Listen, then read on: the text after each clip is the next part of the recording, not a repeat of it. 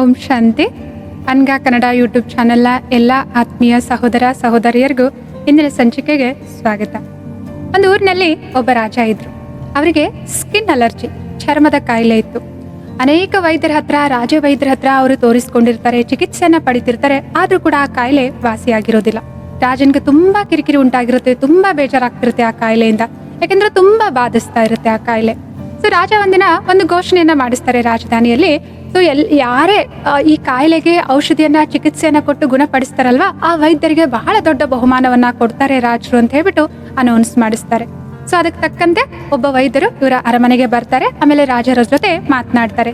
ರಾಜ, ನಿಮ್ಗಿರುವಂತ ಈ ಕಾಯಿಲೆನ ನಾನು ಗುಣಪಡಿಸ್ತೇನೆ, ಆದ್ರೆ ನೀವು ನಾನು ಹೇಳಿದಂತೆ ಕೇಳ್ಬೇಕು ಅಂತ ಹೇಳ್ಬಿಟ್ಟು ಹೇಳ್ತಾರೆ. ಆಗ ರಾಜ ತುಂಬಾ ಖುಷಿ ಆಗುತ್ತೆ ಅವ್ರಿಗೆ. ಮೊದಲು ಈ ಮಾತು ಕೇಳ್ಬಿಟ್ಟು ಆಮೇಲೆ ಹೇಳ್ತಾರೆ, ನೀವ್ ಏನ್ ಹೇಳಿದ್ರು ನಾನು ಅದನ್ನ ಮಾಡ್ಲಿಕ್ಕೆ ರೆಡಿ ಇದ್ದೀನಿ, ಮೊದಲು ನನಗೆ ಈ ಕಾಯಿಲೆಯಿಂದ ಮುಕ್ತಿ ಕೊಡಿಸಿ ಅಂತ ಹೇಳ್ಬಿಟ್ಟು ಹೇಳ್ತಾರೆ. ಆಗ ವೈದ್ಯರು ಹೇಳ್ತಾರೆ, ಅವಶ್ಯವಾಗಿ ರಾಜ, ಆದ್ರೆ ನೀವು ನನ್ನ ಮಾತು ಕೇಳ್ಬೇಕು ಅಂತ ಹೇಳ್ತಾರೆ. ಸರಿ ಅಂತ ಹೇಳ್ತಾರೆ ರಾಜ. ರಾಜ, ನಿಮ್ಮ ರಾಜಧಾನಿಯಲ್ಲಿ ಎಲ್ಲಿ ಜಾಸ್ತಿ ಪ್ರಜೆಗಳು ಒಟ್ಟು ಸೇರ್ತಾರೆ ಅಥವಾ ನಡೆದಾಡ್ತಾ ಇರ್ತಾರೆ, ಜನಸಂದಣಿ ಇರುವಂತಹ ಸ್ಥಳದಲ್ಲಿ ನೀವು 21 ದಿನಗಳ ಕಾಲ ಹೋಗಿ ಶಾಂತಿಯಲ್ಲಿ ಕುಳಿತುಕೊಳ್ಬೇಕು, ಶಾಂತವಾಗಿ ಕುಳಿತುಕೊಳ್ಬೇಕು ಅಂತ ಹೇಳ್ತಾರೆ. ನಿಮ್ಮ ಜೊತೆ ನಿಮ್ಮ ಸೈನಿಕರು ಇರಬಾರ್ದು ಅಂತ ಹೇಳ್ಬಿಟ್ಟು ಹೇಳ್ತಾರೆ. ಆಗ ರಾಜ ಅವ್ರಿಗೆ ಆಶ್ಚರ್ಯ ಆಗುತ್ತೆ. ನನ್ನ ಕಾಯಿಲೆಗೂ ನಾನು ಒಂದು ಸ್ಥಳದಲ್ಲಿ ಹೋಗಿ ಕುಳಿತುಕೊಳ್ಳೋದಕ್ಕೂ ಏನ್ ಸಂಬಂಧ ಅಂತ ಹೇಳ್ಬಿಟ್ಟು ಕೇಳ್ತಾರೆ. ಆಗ ವೈದ್ಯರು ಹೇಳ್ತಾರೆ, ರಾಜ, ನಾನು ಅವಶ್ಯವಾಗಿ ನಿಮ್ಗೆ ಹೇಳ್ತೇನೆ, ಆದ್ರೆ ಮೊದಲು ನೀವು ನಾನು ಹೇಳಿದಂತೆ ಮಾಡ್ಬೇಕು ಅಂತ ಹೇಳ್ತಾರೆ. ರಾಜನ್ಗೂ ಕೂಡ ಎಲ್ಲ ಔಷಧಿಗಳನ್ನ ಪ್ರಯೋಗ ಮಾಡಿ ಸಾಕಾಗಿರುತ್ತೆ, ಅವ್ರಿಗೆ ಕಾಯಿಲೆಯಿಂದ ಮುಕ್ತಿ ಬೇಕಾಗಿರುತ್ತೆ. ಸರಿ ಆಯ್ತು, ಇದೊಂದು ಅಂತಿಮ ಪ್ರಯತ್ನವನ್ನ ಮಾಡಿ ನೋಡೋಣ ಅಂತ ಹೇಳ್ಬಿಟ್ಟು ಒಪ್ಕೊಳ್ತಾರೆ. ಅವರ ರಾಜಧಾನಿಯಲ್ಲಿ ಎಲ್ಲಿ ಜನಸಂದಣಿ ಜಾಸ್ತಿ ಇರುತ್ತೆ, ಜನಗಳು ಜಾಸ್ತಿ, ಪ್ರಜೆಗಳು ಜಾಸ್ತಿ, ಎಲ್ಲಿ ಓಡಾಡ್ತಿರ್ತಾರಲ್ವಾ ಅಂತ ಒಂದು ಸ್ಥಳವನ್ನ ನೋಡಿ ರಾಜ ಅಲ್ಲಿ ಹೋಗಿ ಕುಳಿತುಕೊಳ್ತಾರೆ, ಶಾಂತವಾಗಿ ಕುಳಿತುಕೊಳ್ತಾರೆ. ಸೊ ಅವ್ರ ಜೊತೆ ಯಾವುದೇ ಸೈನಿಕರು ಇರೋದಿಲ್ಲ. ಸೊ ಪ್ರಜೆಗಳು ಮೊದಲಿಗೆ ರಾಜನನ್ನ ನೋಡಿದಾಗ ಸ್ವಲ್ಪ ಭಯ ಪಡ್ತಾರೆ. ಯಾಕೆ ರಾಜ ಇಲ್ಲಿ ಸಾಮಾನ್ಯವಾದ ಸ್ಥಳದಲ್ಲಿ ಬಂದು ಕುಳಿತುಕೊಂಡಿದ್ದಾರೆ, ಇಷ್ಟೊಂದು ಸಾಧಾರಣವಾಗಿ ಕುಳಿತುಕೊಂಡಿದ್ದಾರೆ, ಇವ್ರ ಜೊತೆ ಪ್ರಜೆಗಳು ಕೂಡ ಇಲ್ವಲ್ಲ ಅಂತ ಹೇಳ್ಬಿಟ್ಟು ಆಶ್ಚರ್ಯನೂ ಆಗುತ್ತೆ, ಸ್ವಲ್ಪ ಭಯನೂ ಪಡ್ತಾರೆ. ಆದ್ರೂ ಕೂಡ ರಾಜನ್ಗೆ ನಮಸ್ಕಾರಗಳನ್ನ ಮಾಡ್ತಿರ್ತಾರೆ, ತಲೆ ಬಾಗ್ಬಿಟ್ಟು ನಮಸ್ತೆ ಹೇಳ್ಬಿಟ್ಟು ಹೋಗ್ತಿರ್ತಾರೆ, ಪ್ರಣಾಮವನ್ನ ಮಾಡ್ತಿರ್ತಾರೆ. ಸೊ ಈ ರೀತಿ 1-2 ದಿನ ಕಳೆಯುತ್ತೆ. 3ನೇ ದಿನಾನು ರಾಜ ಅದೇ ಸ್ಥಳದಲ್ಲಿ ಬಂದು ಅದೇ ರೀತಿ ಸಾಮಾನ್ಯವಾಗಿ ಶಾಂತವಾಗಿ ಕುಳಿತುಕೊಂಡಿದ್ದಾರೆ. ಸೊ ಸ್ವಲ್ಪ ಪ್ರಜೆಗಳಿಗೆ ಆಶ್ಚರ್ಯ ಅನಿಸುತ್ತೆ. ಸೊ ಹೋಗ್ತಾ ಹೋಗ್ತಾ ಪ್ರಜೆಗಳು ತಮ್ಮ ಮಧ್ಯದಲ್ಲೇನೆ ನಿಧಾನವಾಗಿ ಮಾತನಾಡ್ಲಿಕ್ಕೆ ಶುರು ಮಾಡ್ತಾರೆ. ರಾಜನ್ಗೆ ಏನಾಗಿದೆ, ರಾಜನ್ ಕಾಯಿಲೆ ಬಗ್ಗೆ ನೀವು ನೋಡಿದ್ರಾ, ಎಷ್ಟೋ ದಿನದಿಂದ ಆ ಕಾಯಿಲೆ ಇದೆ ಅಂತೆ, ತುಂಬಾ ಬಾಧಿಸ್ತಾ ಇದೆ ಅಂತ ಅವರಿಗೆ. ಸೊ ಈ ರೀತಿ ರಾಜನ ಬಗ್ಗೆ ನಿಧಾನವಾಗಿ ಪ್ರಜೆಗಳು ತಮ್ಮ ಮಧ್ಯದಲ್ಲೇ ನಿಧಾನವಾಗಿ ಮಾತಾಡ್ಲಿಕ್ಕೆ ಪ್ರಾರಂಭ ಮಾಡ್ತಾರೆ. ರಾಜ ಏನು ಕೂಡ ಪ್ರತಿಕ್ರಿಯೆ ನೀಡ್ತಾ ಇಲ್ಲ. ಸೊ ಯಾರು ಸೈನಿಕರು ಕೂಡ ಆಸ್ಪಾಸಲ್ಲಿ ಇಲ್ಲ ಅಲ್ವಾ. ನಿಧಾನವಾಗಿ ಪ್ರಜೆಗಳು ಏನ್ ಮಾಡ್ತಾರೆ, ಜೋರಾಗಿ ಮಾತಾಡ್ಲಿಕ್ಕೆ, ಅವರ ಕಾಯಿಲೆ ಬಗ್ಗೆ ಮಾತಾಡ್ಲಿಕ್ಕೆ, ಟೀಕೆಗಳನ್ನ ಮಾಡ್ಲಿಕ್ಕೆ. ಸೊ ಭಗವಂತನ ದೃಷ್ಟಿಯಲ್ಲಿ ಎಲ್ರು ಒಂದೇನೆ, ಏನೋ ಅಂತ ಕರ್ಮ ಮಾಡಿರ್ತಾರೆ, ಅದಕ್ಕೆ ಈ ರೀತಿ ಪನಿಷ್ಮೆಂಟ್ ಸಿಗ್ತಾ ಇದೆ. ಸೊ ಈ ರೀತಿ ಅಂತ ತುಂಬಾ ನೆಗೆಟಿವ್ ಆಗಿ, ನಕಾರಾತ್ಮಕವಾಗಿ ಟೀಕೆಗಳನ್ನ ಮಾಡ್ಲಿಕ್ಕೆ ಪ್ರಾರಂಭ ಮಾಡ್ತಾರೆ. ರಾಜನಿಗೆ ತುಂಬಾ ಕೋಪ ಬರ್ತಿರುತ್ತೆ, ತುಂಬಾ ಬೇಜಾರಾಗ್ತಿರುತ್ತೆ, ತುಂಬಾ ದುಃಖ ಆಗ್ತಿರುತ್ತೆ, ನೋವು ಆಗ್ತಿರುತ್ತೆ, ಈ ಎಲ್ಲಾ ಟೀಕೆಗಳನ್ನ, ಮಾತುಗಳನ್ನ, ಇವರ ವ್ಯವಹಾರಗಳನ್ನ ನೋಡ್ತಾ. ಆದ್ರೂ ಕೂಡ ವೈದ್ಯರು ಹೇಳಿದಾರಲ್ವಾ, ಶಾಂತವಾಗಿ ಕುಳಿತುಕೊಳ್ಬೇಕು ಅಂತ ಹೇಳ್ಬಿಟ್ಟು. ಆದ್ರೆ ರಾಜ ನೋಡೋಣ ಇದೊಂದು ಬಾರಿ ಅಂತ ಹೇಳ್ಬಿಟ್ಟು ಶಾಂತವಾಗಿ ಇರ್ತಾರೆ, ಯಾವುದೇ ಪ್ರತಿಕ್ರಿಯೆಯನ್ನ ನೀಡೋದಿಲ್ಲ. ಈ ರೀತಿ 21 ದಿನಗಳ ಕಾಲ ಅವರು ಮಾಡ್ತಾರೆ. 21ನೇ ದಿನ ರಾಜ ಅವರ ಶರೀರವನ್ನ ಗಮನಿಸ್ತಾರೆ. ಆ ಕಾಯಿಲೆ ಎಲ್ಲ ಗುಣ ಆಗಿದೆ, ವಾಸಿಯಾಗಿದೆ. ಆಶ್ಚರ್ಯ ಅನ್ಸುತ್ತೆ ರಾಜನ್ಗೆ. ಹೋಗ್ಬಿಟ್ಟು ಆ ವೈದ್ಯರ ಹತ್ರ ಕೇಳ್ತಾರೆ, ಈ ಕಾಯಿಲೆ ವಾಸಿ ಆಗೋದಕ್ಕೂ ಕೂಡ ಮತ್ತು ನಾನಲ್ಲಿ ಹೋಗಿ ಶಾಂತವಾಗಿ ಕುಳಿತುಕೊಳ್ಳೋದಕ್ಕೂ ಏನ್ ಸಂಬಂಧ ಅಂತ ಕೇಳ್ತಾರೆ. ಇದು ಯಾವ ರೀತಿ ಚಮತ್ಕಾರದ ರೂಪದಲ್ಲಿ, ಪವಾಡದ ರೂಪದಲ್ಲಿ ವಾಸಿ ಆಯ್ತು ಅಂತ ಹೇಳ್ಬಿಟ್ಟು ಕೇಳ್ತಾರೆ. ಆಗ ವೈದ್ಯರು ಹೇಳ್ತಾರೆ, ರಾಜ, ನಿಮ್ಗೆ ಈ ಕಾಯಿಲೆ ಬರ್ಲಿಕ್ಕೆ ಏನ್ ಕಾರಣ ಇತ್ತಲ್ವಾ, ಆ ಕಾರಣ ಎಲ್ಲ ಚುಕ್ತ ಆಗೋಯ್ತು, ಸಮಾಪ್ತಿ ಆಗೋಯ್ತು. ಅದಕ್ಕೆ ಈ ಕಾಯಿಲೆ ಮುಂದುವರಿಲಿಕ್ಕೆ ಏನು ಕಾರಣ ಇಲ್ಲ ಅಲ್ವಾ, ಕಾಯಿಲೆನೂ ಕೂಡ ಹೊರಟೋಯ್ತು, ಗುಣವಾಗೋಯ್ತು ಅಂತ ಹೇಳ್ಬಿಟ್ಟು ಹೇಳ್ತಾರೆ. ರಾಜರಿಗೆ ಅರ್ಥ ಆಗ್ಲಿಲ್ಲ, ಏನ್ ಹಾಗಂದ್ರೆ ಅಂತ ಹೇಳ್ಬಿಟ್ಟು ಕೇಳ್ತಾರೆ. ಆಗ ವೈದ್ಯರು ಹೇಳ್ತಾರೆ, ಎಲ್ಲಾ ಕಾಯಿಲೆಗಳಿಗೂ ಒಂದೇ ಅಂದ್ರೆ, ನಮ್ಮ ಕಾಯಿಲೆಗಳು ಬರೋದೇನಕ್ಕೆ, ನಾವು ಸರಿಯಾಗಿ ಕಾಳಜಿ ವಹಿಸ್ಲಿಲ್ಲ ಅಂತಂದ್ರೆ, ಅಥವಾ ಏನಾದ್ರೂ ನಮ್ಮಿಂದ ತಪ್ಪಾಗ್ತಾ ಇತ್ತು ಅಂತಂದ್ರೆ ಬರ್ತಾವಲ್ವಾ. ಆದ್ರೆ ಎಲ್ಲಾ ಕಾಯಿಲೆಗಳು ಇದು ಒಂದೇ ಕಾರಣ ಇರೋದಿಲ್ಲ. ಒಂದು ಕಾರಣ ಏನು ಅಂತಂದ್ರೆ, ನಮ್ಮ ಕರ್ಮದ ಲೆಕ್ಕಾಚಾರನು ಕೂಡ ಈ ಕಾಯಿಲೆ ರೂಪದಲ್ಲಿ ನಮ್ಗೆ ಬರುತ್ತೆ ಅಂತ ಹೇಳ್ಬಿಟ್ಟು ವೈದ್ಯರು ಹೇಳ್ತಾರೆ. ಅಂತಂದ್ರೆ ಯಾವುದೋ ಒಂದು ಕರ್ಮ ನಾವು ಈ ರೀತಿ ಮಾಡಿರ್ತೀವಿ, ಅದರಿಂದ ಅನೇಕ ಜನರಿಗೆ ನೋವು, ದುಃಖ, ಕಷ್ಟ ಅಥವಾ ಬೇಜಾರಾಗಿರುತ್ತಲ್ವಾ. ಸೊ ಅದು ನಮ್ಗೆ ನೇರವಾಗಿ ನಾವು ಅದನ್ನ ಅನುಭವಿಸ್ಲಿಕ್ಕೆ ಅಥವಾ ಕರ್ಮ ವಾಪಸ್ ಬರ್ಲಿಕ್ಕೆ ಸಾಧ್ಯತೆ ಇಲ್ಲ ಅಂತಂದ್ರೆ, ಇಂಡೈರೆಕ್ಟ್ ಆಗಿ ಈ ರೀತಿ ಕಾಯಿಲೆಗಳ ರೂಪದಲ್ಲಿ ಬಂದಾಗ ನಮ್ಗೆ ಆಗುವಂತಹ ನೋವು, ದುಃಖ, ಅಸಮಾಧಾನ, ಅಸಂತುಷ್ಟತೆ ಅನ್ನೋದು ಏನಿರುತ್ತಲ್ವಾ, ಮನಸ್ಸಿಗೆ ನೆಮ್ಮದಿ ಇಲ್ಲದೆ ಇರೋದು, ಇದೆಲ್ಲಾ ಕರ್ಮದಿಂದ ಏನಾಗ್ತಾ ಇರುತ್ತೆ, ಈ ಕಾಯಿಲೆ ಮೂಲಕ ನಮ್ಗೆ ಆ ಕರ್ಮದ ಫಲ ಚುಕ್ತ ಆಗ್ತಿರುತ್ತೆ ಅಂತ ಹೇಳ್ಬಿಟ್ಟು ವೈದ್ಯರು ಹೇಳ್ತಾರೆ. ಈ ಕತೆ ಬಲೆ ಕಾಲ್ಪನಿಕವಾಗಿರ್ಬೋದು, ಈ ರೀತಿ ಯಾವುದೇ ರೀತಿ ಸತ್ಯವಾಗಿ ನಡೀದೇ ಇರ್ಬೋದು. ಆದ್ರೆ ಇದರಿಂದ ನಾವು ಅರ್ಥ ಮಾಡ್ಕೊಳ್ಬೇಕಾಗಿದ್ದು ಏನಾಗಿದೆ ಅಂತಂದ್ರೆ, ನಮ್ಮ ಜೀವನದಲ್ಲಿ ವರ್ತಮಾನದಲ್ಲಿ ಇರುವಂತಹ ಯಾವ್ದಾದ್ರೂ ದೀರ್ಘಕಾಲದ ಕಾಯಿಲೆ ಇರ್ಬೋದು, ಅಥವಾ ಸಂಬಂಧಗಳಲ್ಲಿ ಬಿಕ್ಕಟ್ಟು ವೈಫಲ್ಯತೆ ಇರ್ಬೋದು. ನಾವೆಷ್ಟು ಈ ಸಂಬಂಧವನ್ನ ಚೆನ್ನಾಗಿ ನೋಡ್ಕೊಳ್ಬೇಕು, ಈ ಸಂಬಂಧದಲ್ಲಿ ಮುಂದುವರಿಬೇಕು ಅಂತಂದ್ರೆ ಯಾವಾಗ್ಲೂ ಏನಾದ್ರೂ ಒಂದು ಮಿಸ್ಅಂಡರ್ಸ್ಟ್ಯಾಂಡಿಂಗು, ಜಗಳ, ಕದನ ಅಥವಾ ಅಪನಂಬಿಕೆಗಳು ಮುಂದುವರಿತಾನೆ ಇದಾವೆ ಅಂತಂದ್ರೆ, ಅಥವಾ ತುಂಬಾ ಪರಿಶ್ರಮ ಪಟ್ಟು ಕೆಲಸ ಮಾಡ್ತೀನಿ ಆದ್ರೂ ಕೂಡ ಸಫಲತೆ ಅನ್ನೋದು ನನ್ನ ಕೈ ಹಿಡಿತಾ ಇಲ್ಲ, ತುಂಬಾ ಕಷ್ಟಪಟ್ಟು ವಿದ್ಯೆಯನ್ನು ಕೂಡ ಓದ್ತೀನಿ, ಪರಿಶ್ರಮ ಪಡ್ತಾ ಇದ್ದೀನಿ, ಹಾರ್ಡ್ ವರ್ಕ್ ಮಾಡ್ತಾ ಇದ್ದೀನಿ, ಆದ್ರೂ ಕೂಡ ವಿದ್ಯೆ ನನಗೆ ಒಲದ್ ಬರ್ತಾ ಇಲ್ಲ, ಅಥವಾ ಹಣಕಾಸಿನಲ್ಲಿ ಯಾವಾಗ್ಲೂ ಕೂಡ ನಷ್ಟ ಆಗ್ತಾ ಇದೆ, ಅಥವಾ ಜನರನ್ನ ನಾನು ಎಷ್ಟು ಹಚ್ಕೊಂಡ್ರು ಕೂಡ ಜನರು ನನಗೆ ನನಗೆ ನನ್ನ ನಂಬಿಕೆಯನ್ನು ಉಳಿಸ್ಕೊಳ್ಳೋದೇ ಇಲ್ಲ. ಈ ರೀತಿ ಪರಿಸ್ಥಿತಿಗಳನ್ನ ನಾವು ಅನುಭವಿಸ್ತಾ ಇದ್ವಿ ಅಂತಂದ್ರೆ ಒಂದು ಪ್ರಶ್ನೆ ಕಾಡುತ್ತೆ, ಯಾಕೆ ನನ್ನ ಜೊತೆ ಹೀಗೆ ಈ ರೀತಿ ಆಗುತ್ತೆ? ಸುತ್ತಮುತ್ತ ಇರೋ ಜನರನ್ನ ನೋಡ್ತೀವಲ್ವಾ, ಅವ್ರು ಅಷ್ಟೊಂದೇನು ಪರಿಶ್ರಮ ಪಟ್ಟಿರೋದಿಲ್ಲ, ಆದ್ರೂ ಅವ್ರ ಜೀವನದಲ್ಲಿ ಒಳ್ಳೆ ಸಂಬಂಧಗಳಿರ್ತವೆ, ಚೆನ್ನಾಗಿ ಅನ್ಯೋನ್ಯವಾಗಿರ್ತಾರೆ. ಅವ್ರು ಅಷ್ಟೊಂದೇನು ಕಷ್ಟ ಪಟ್ಟಿರೋದಿಲ್ಲ, ಆದ್ರೂ ಅವ್ರ ಜೀವನದಲ್ಲಿ ಸಂಪತ್ತು, ಹಣ ಅನ್ನೋದು ಹರಿದು ಬರ್ತಾ ಇರುತ್ತೆ. ವಿದ್ಯೆಯಲ್ಲಿ ಕೂಡ ಅಷ್ಟೊಂದು ಅವ್ರು ಹಾರ್ಡ್ ವರ್ಕ್ ಮಾಡಿರೋದಿಲ್ಲ, ಆದ್ರೂ ಕೂಡ ನಂಬರ್ 1 ಆಗಿ ಬರ್ತಾ ಇರ್ತಾರೆ ಎಲ್ಲದರಲ್ಲಿ ಕೂಡ. ಅಥವಾ ಕರ್ಮಕ್ಷೇತ್ರದಲ್ಲಿ ವರ್ಕ್ ಮಾಡುವಂತ ಕೆಲಸದ ಪ್ಲೇಸ್ ಅಲ್ಲಿ ಇರ್ಬೋದು, ಕೆಲವೊಬ್ರು ಬೇಗ ಏನು ಪ್ರಮೋಷನ್ಸ್ ಆಗ್ತಾ ಇರುತ್ತೆ, ಮುಂದುವರಿತಾ ಇರ್ತಾರೆ. ನಾವೆಷ್ಟು ಪರಿಶ್ರಮ ಪಟ್ಟರು ಅವ್ರ ತರ ನಾವು ಮುಂದುವರಿಲಿಕ್ಕೆ ಆಗ್ತಾ ಇರೋದಿಲ್ಲ. ಈ ರೀತಿ ಸುತ್ತಮುತ್ತ ನೋಡಿದಾಗ್ಲೆಲ್ಲ ಯಾಕೆ ನನ್ನ ಜೊತೆ ಈಗ ಆಗ್ತಾ ಇದೆ, ಈ ರೀತಿ ಆಗ್ತಾ ಇದೆ, ನಾನೇನ್ ತಪ್ಪು ಮಾಡಿದೆ ಅಂತ ಹೇಳ್ಬಿಟ್ಟು ಈ ರೀತಿ ಪ್ರಶ್ನೆ ಬರ್ಲಿಕ್ಕೆ ಪ್ರಾರಂಭ ಆಗುತ್ತೆ. ಸೊ ಒಂದೊಂದ್ಸಲ ನಮ್ಮ ಬಾಯಿಂದನೇ ಬರುತ್ತೆ, ಏನ್ ಕರ್ಮ ಮಾಡಿದ್ನೋ ಗೊತ್ತಿಲ್ಲ, ಈ ರೀತಿ ಅನುಭವ ಮಾಡ್ತಾ ಇದ್ದೀನಿ ಅಂತ ಹೇಳ್ಬಿಟ್ಟು ಈ ರೀತಿ ಮಾತುಗಳು ಕೂಡ ನಮ್ಗೆ ನಾವೇ ಹೇಳ್ಕೊಳ್ತಿರ್ತೀವಿ ಅಥವಾ ಹೇಳ್ತಾ ಇರ್ತೀವಿ. ಅಂತಂದ್ರೆ ಇಲ್ಲೆಲ್ಲಾನು ಕೂಡ ಸೊ ಆಕಸ್ಮಿಕವಾಗಿ ಘಟಿಸ್ತಾ ಇಲ್ಲ. ಸೊ ಎಲ್ಲದಕ್ಕೂ ಒಂದು ಕಾರಣ ಇದೆ, ಒಂದು ಸೂಕ್ಷ್ಮವಾದ ಕಾರಣ ಇದೆ. ಅದೇನೆ ನಮ್ಮ ಕರ್ಮದ ಫಲ. ಕರ್ಮ ಅಂತಂದ್ರೆ ಏನು? ನಾವೆಲ್ಲರೂ ಕೂಡ ಚೈತನ್ಯ ಶಕ್ತಿ ಆತ್ಮ ಆಗಿದ್ದೇವೆ. ಈ ಶರೀರದ ಮೂಲಕ ನಾವೇನೆಲ್ಲ ಮಾಡ್ತಾ ಇದೀವಲ್ವಾ, ಅದೆಲ್ಲಾನು ಕೂಡ ಕರ್ಮನೇ ಆಗಿದೆ. ಕಣ್ಗಳಿಂದ ನೋಡೋದು ಕೂಡ ಕರ್ಮನೇ ಆಗಿದೆ, ಕಿವಿಗಳಿಂದ ಕೇಳೋದು ಕೂಡ ಕರ್ಮನೇ ಆಗಿದೆ, ಮಾತನಾಡೋದು ಅಥವಾ ಕೈಗಳಿಂದ ಕೆಲಸ ಮಾಡೋದು, ಇನ್ನೊಬ್ಬರ ಜೊತೆ ವ್ಯವಹಾರ ಮಾಡೋದು, ಇದೆಲ್ಲಾನು ಕೂಡ ಕರ್ಮನೇ ಆಗಿದೆ. ಸೂಕ್ಷ್ಮವಾದ ಕರ್ಮ ಅಂತಂದ್ರೆ ನಿದ್ರೆ ಮಾಡೋದು ಕೂಡ ಮತ್ತು ನಮ್ಮ ಯೋಚನೆ ಮಾಡೋದು ಕೂಡ ಸೂಕ್ಷ್ಮವಾದ ಕರ್ಮ ಆಗಿದೆ. ಪ್ರತಿಯೊಂದು ಕರ್ಮಕ್ಕೂ ಕೂಡ ಫಲ ಅನ್ನೋದು ಇದೆ, ಪ್ರತಿಫಲ ಅನ್ನೋದು ಇದೆ. ಕೆಲವೊಂದು ಒಳ್ಳೆ ಕರ್ಮಗಳನ್ನ ಮಾಡ್ತೇವೆ, ದಾನ ಪುಣ್ಯದಂತಹ ಸೇವೆಯಂತಹ ಕರ್ಮಗಳನ್ನ ಮಾಡ್ತೇವೆ, ನಿಸ್ವಾರ್ಥ ಭಾವನೆಯಿಂದ ಸಹಾಯ ಮಾಡ್ತೇವೆ ಅಂತಂದ್ರೆ ಅದು ಪುಣ್ಯದ ಖಾತೆಯಲ್ಲಿ ಹೋಗ್ಬಿಟ್ಟು ಜಮಾ ಆಗುತ್ತೆ.